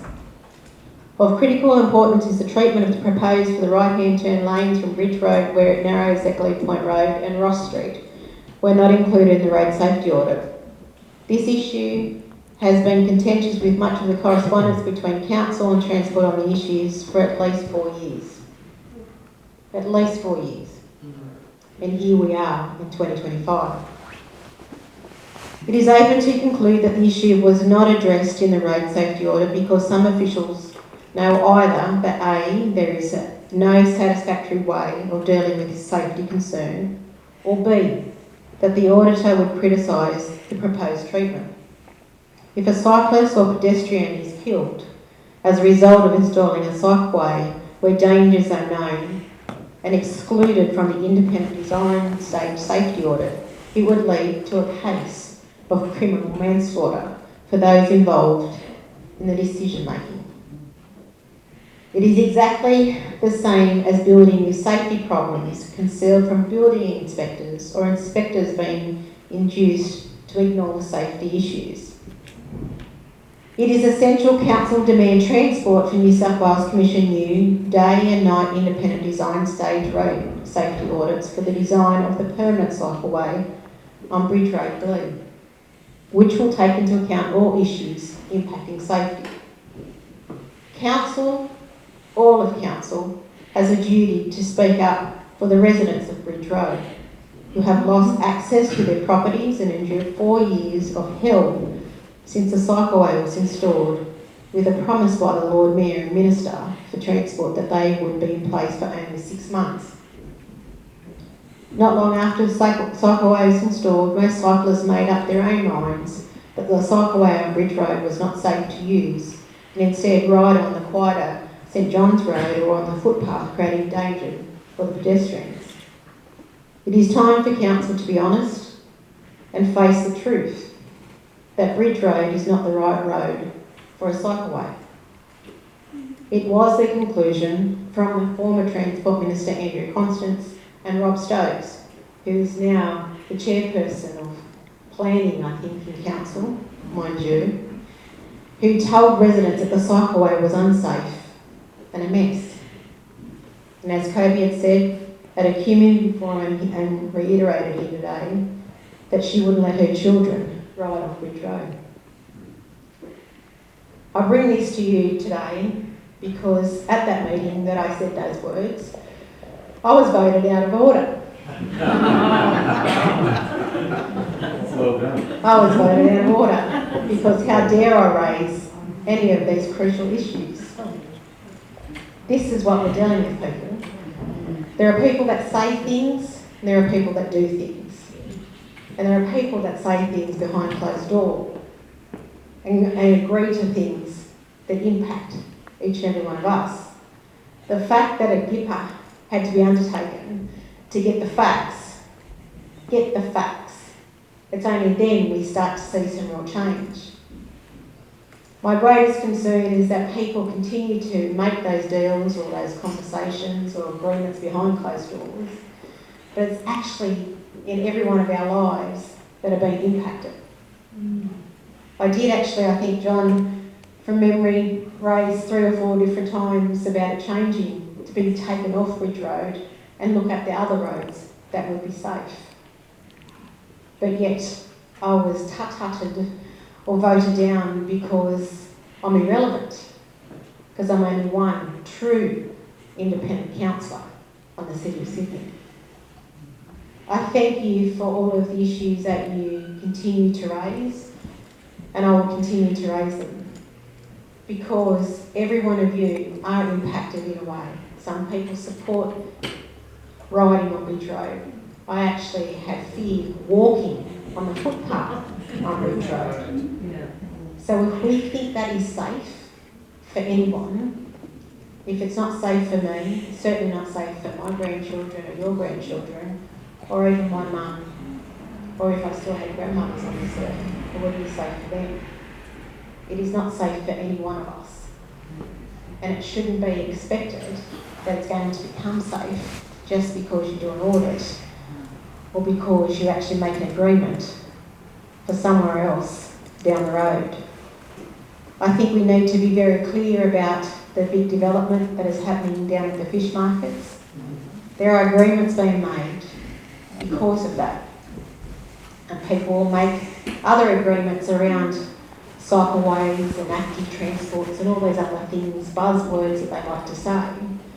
But it's people that live here, because let's not forget, the people that this is being planned for is not for the very people that have lived here. Some of us, some people, for their entire life. It's all of those other people that come from other areas.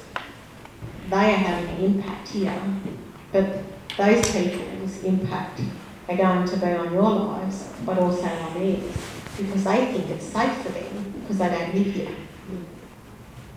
It isn't safe for any cyclist, and I know there are some that will ride it because they are experienced or they are prepared or they think but it's safe enough to do so.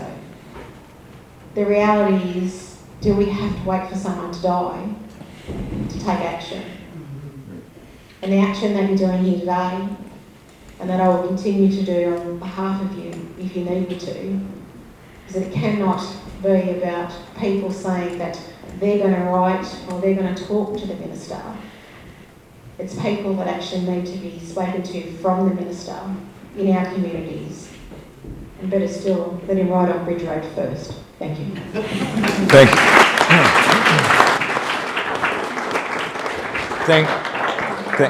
you. Thank you, Yvonne. Thank you for what you said today, and thank you for all that you've done over the last few years in relation to this issue. Now, I'd just like to invite Di to speak, and perhaps we could have a little bit of an exchange if people have got views about that. But the way ahead, because we, inspired by Yvonne's words, we do not believe this fight is over, and we. Hell no.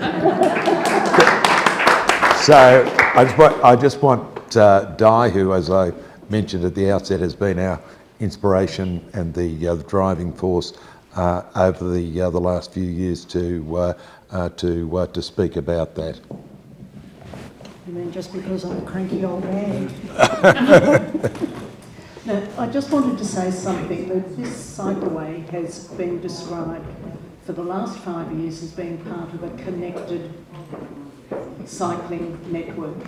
It doesn't connect to anything, it never will. So that's something we have to bear in mind. Our way forward is we will continue to push for the Minister to meet with us until he hears what we have to say, not what his advisors are telling him. We will be launching a website in the next little while where we will have information and documents uploaded for anybody who wants to access them. And I'm sure that there will be regular updates coming from the Glebe Society. And I would like to thank the Glebe Society for their support in everything we've done so far. Now, just as a little buy, after we've heard everything today, how about a show of hands? And this is just something that's popped into my mind. Show of hands for who would like the cycleway to be removed. I'm allowed to vote. Now, also, when we... Who would like it to be retained? Who would like If you like, yes. Yes? Okay, sure. Fine, yeah, that's fine. Now, just talking about the option of St John's Road, that was raised. Thank you very much, Kobe, for your time. Thank you. St John's Road was raised as an option.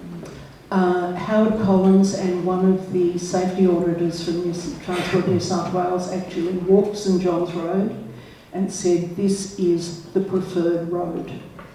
They were voted down by Transport New South Wales bureaucrats who said Bridge Road is a direct route to the city. No, it's not. No. And then, unfortunately, Council went ahead and installed beautiful gardens on all the side streets, on the corners, which precludes a cycleway ever being built. And we know that our late great friend Ian Stevenson had raised that with Council and said to them, don't you think you should wait until the Bridge Road thing is settled before we install these gardens? And the answer was, no, we've got the money to spend now. So thank you everybody for your time today, really appreciate it. Thank you. And just I know people have got to run, but I do want to thank Zoran Bakovic for that. And I also want to thank Di. I want to thank the Glebe Society.